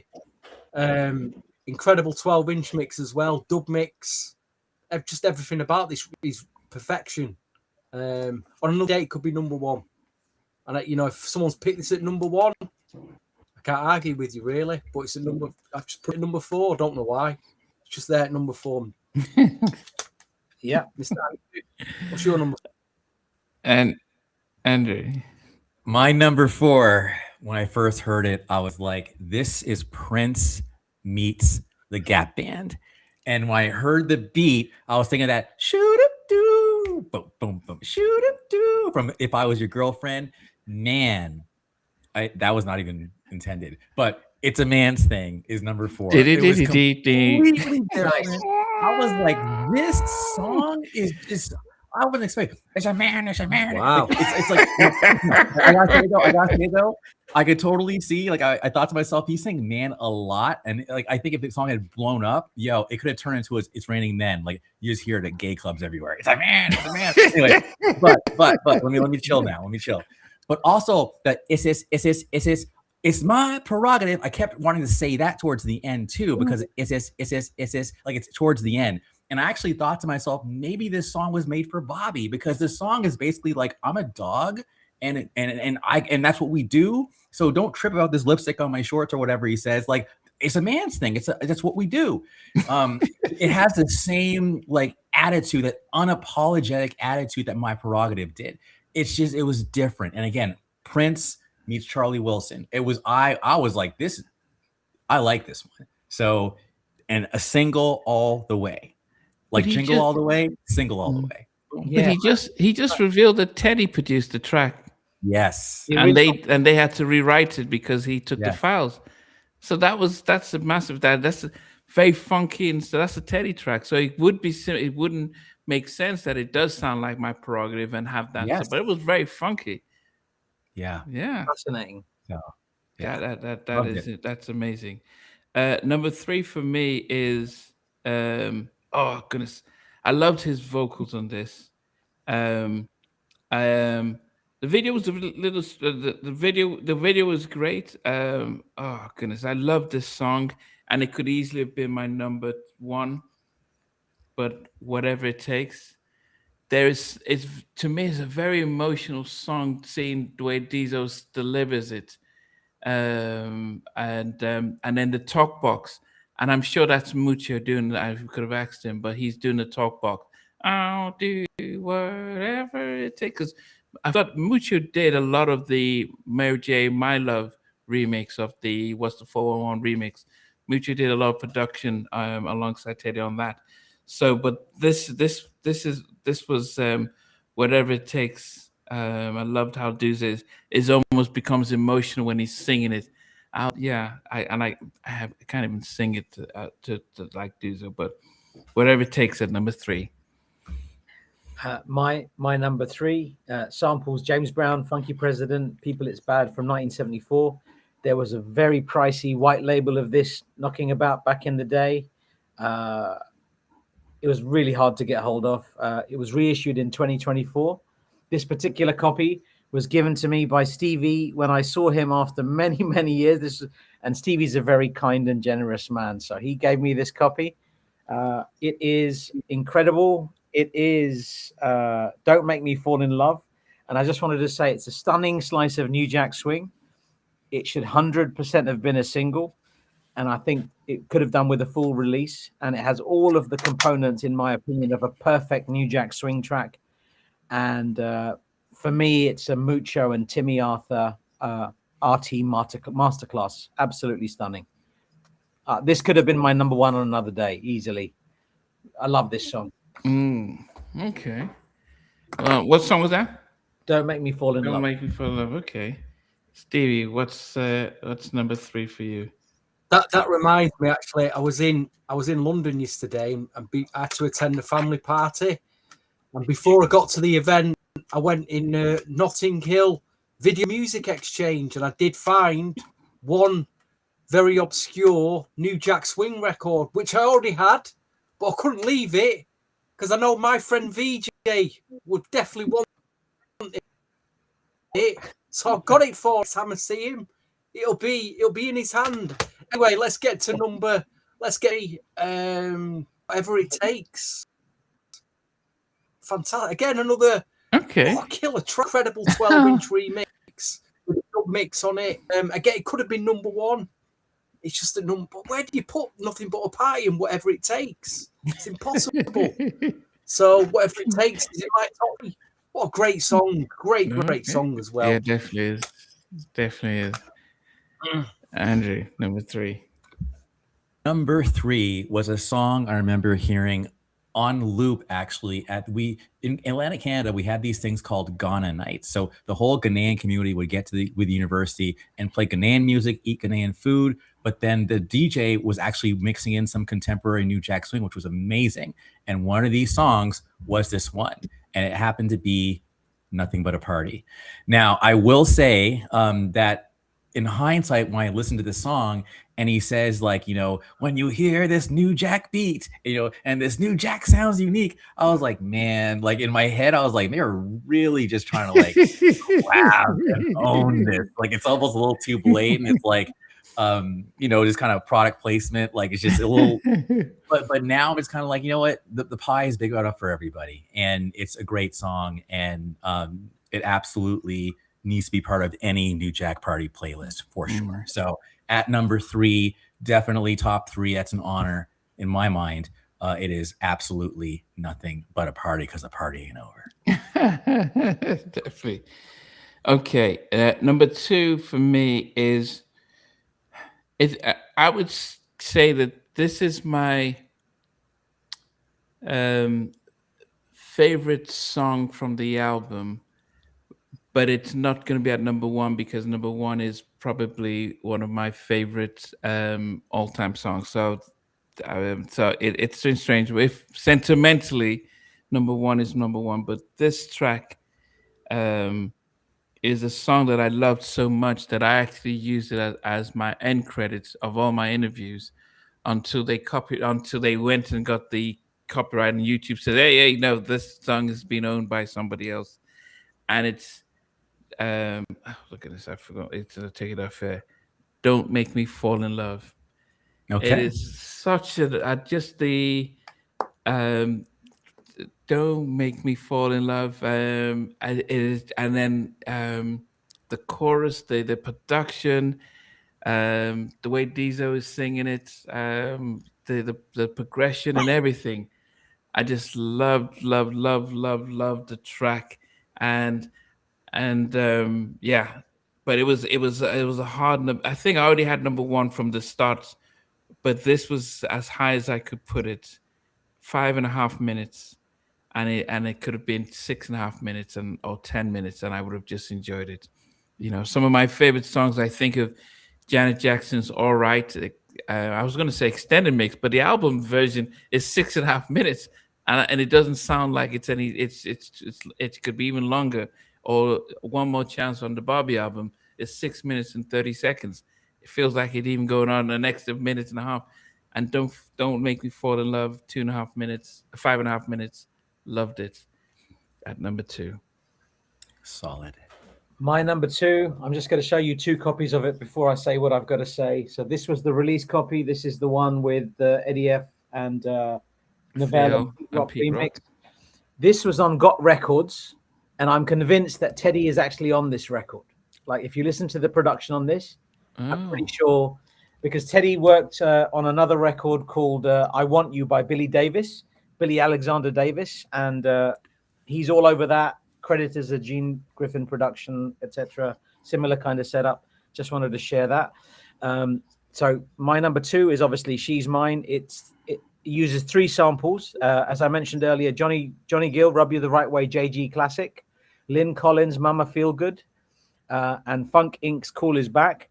And this is the cool thing about this song. It's sampled in Pete Rock and CL Smooth, the Creator. So She's Mine is sampled in Pete Rock and CL Smooth, the Creator.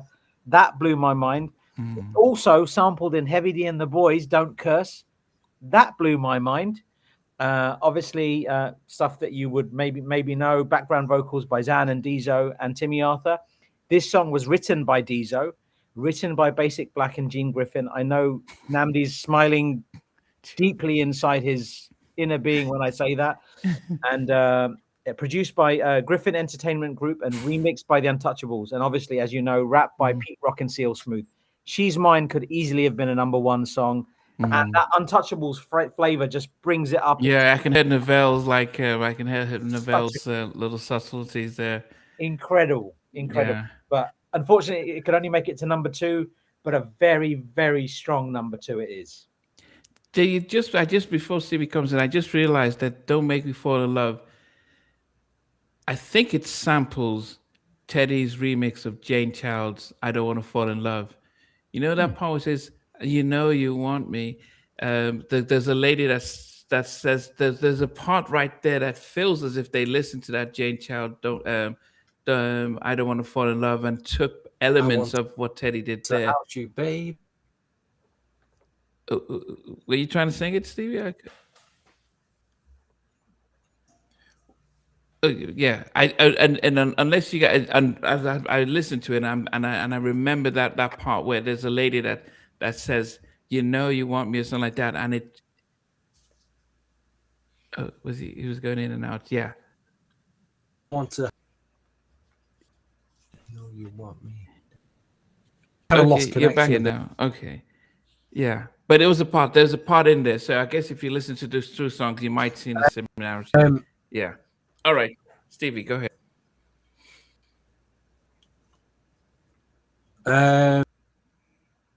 I think my #2, I think it is the best song on the album. In fact, I think it's the best. I just think the only issue, you just got to be in the right mood to listen to it. There was, I'd say, most soul collectors, if they compiled the top 50 that year, this would have easily been in the top 50, top 25, top 10. It's one of the deepest soul tracks of that era, of that time. It kills me, absolutely kills me. It should be my #1, but like you say, you really have to be in a mood. It's that deep, this song. Special Kind of Fool makes my #2. Nice. It kills me. It's a #1 record. It's a #2. I'm sorry. But what a record! Oh my god. Solid. It's the best song on the album by a mile, by a country mile. You know, there's no arguments or debates. It's the best song. Zan, big up to Zan who wrote it as well. Yeah, and we know that Zan does seem to has an idea of what we're doing here. So yeah, go ahead, Knight. What's your #2? So this song was previously my #5, and I am very grateful to VJ for letting me change my order on Saturday afternoon Pacific time, which would have been the evening at his time, but he was gracious enough to let me do it. And had I not done it, I would have regretted it even more so based on the events of today. But that said, I'll never sing like these, and I won't even try. But the backgrounds to this song kind of go a little bit like something like, it's either now or never, baby. Give it a chance. A little romance, babe. Anyways, I love Now or Never. It's skyrocketed from #5 to #2 when it just hit me. And the way I would have changed the song was I would have had, like, towards the end, fade out the music and just have it be their vocals a cappella, like him singing, maybe a little echoey, a little reverb, and then just end the song that way, because otherwise it ends kind of on a boring note. But I think the message of the song, the music, the horns, it's very Guy, and it's just like, it just felt so like on that same level of like a Piece of My Love, or even a little bit of I like that, the same. Anyways, it's very New Jack. It's very New Jack balladry. So Now or Never is my #2.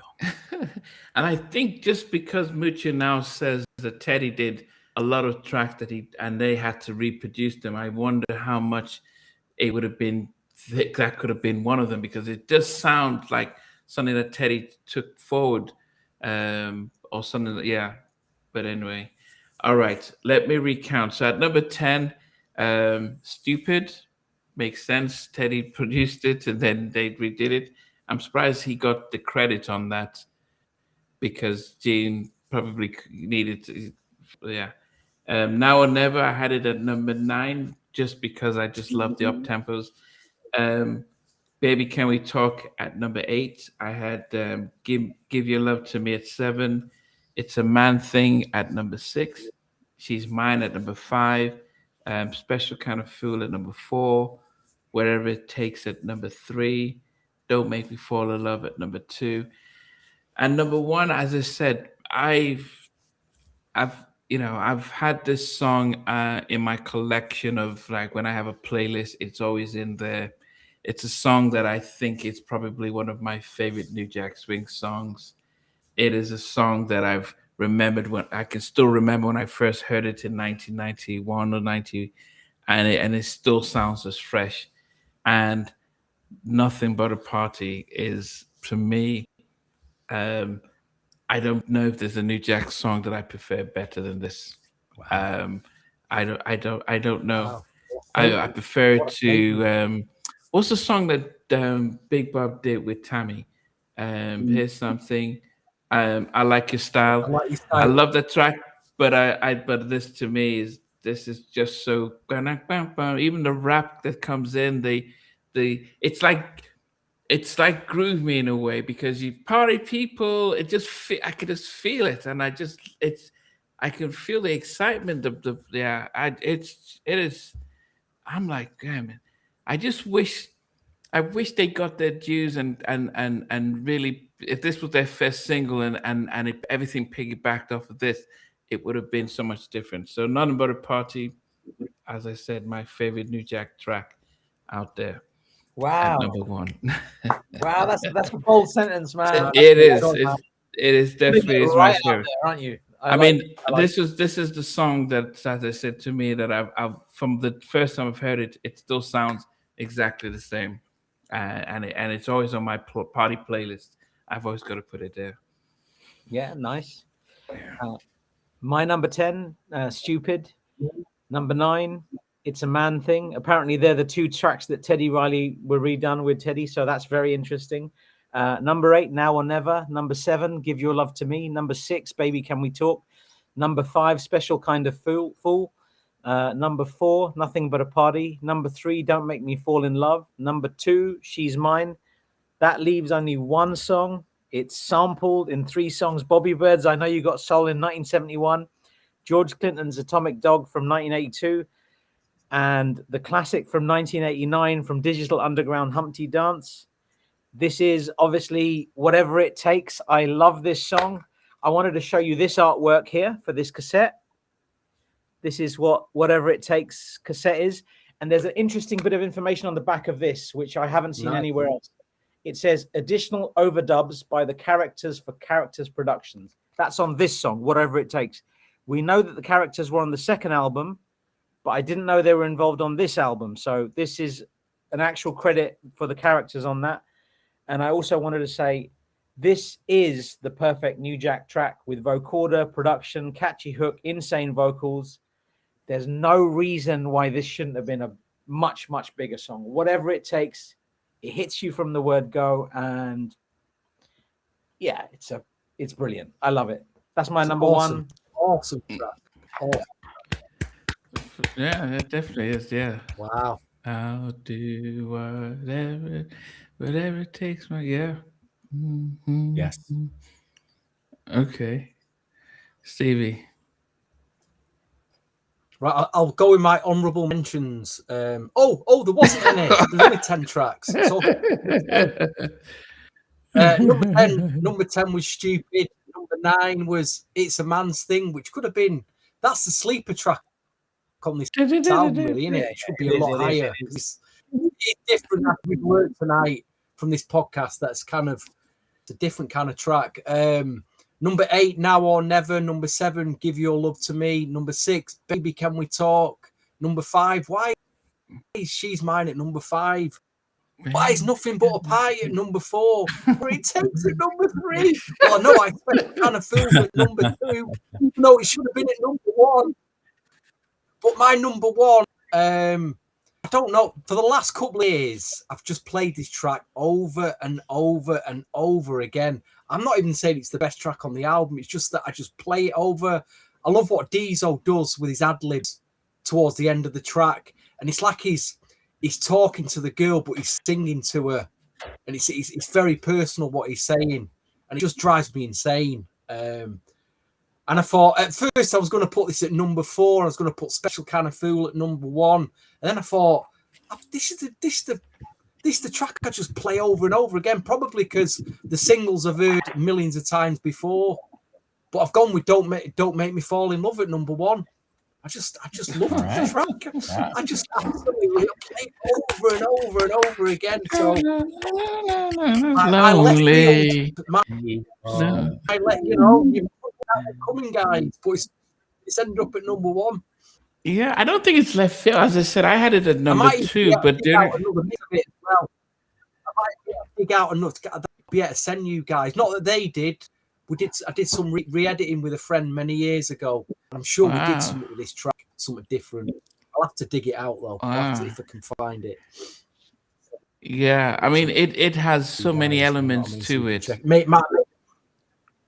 Yeah, it had so many elements to it. It's that it's just such a it has so many elements to it. Anyway, Andrew. All right, I know we were going a little bit over, but we went over for a good reason. My number 10, Stupid. Number 9, Give Your Love to Me. Number 8, Baby Can We Talk. Number 7, She's Mine. Number 6, Don't Make Me Fall in Love. Number 5, Special Kind of Fool. Number 4, It's a Man Thing. Number 3, Nothing But a Party. Number 2, Now or Never. And I would agree with everything that VJ said about this song.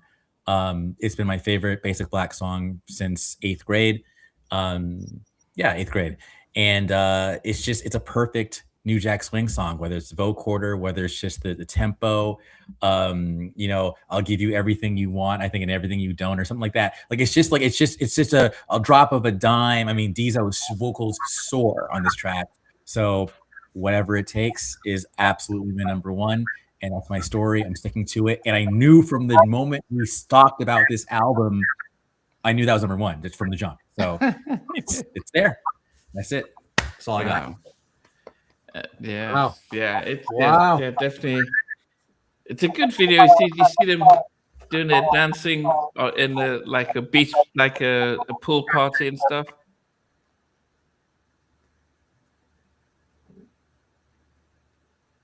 Okay, it's okay. Everyone went quiet. Yeah, remember how they did that? Yeah, and they did a video for that, so that's good as well.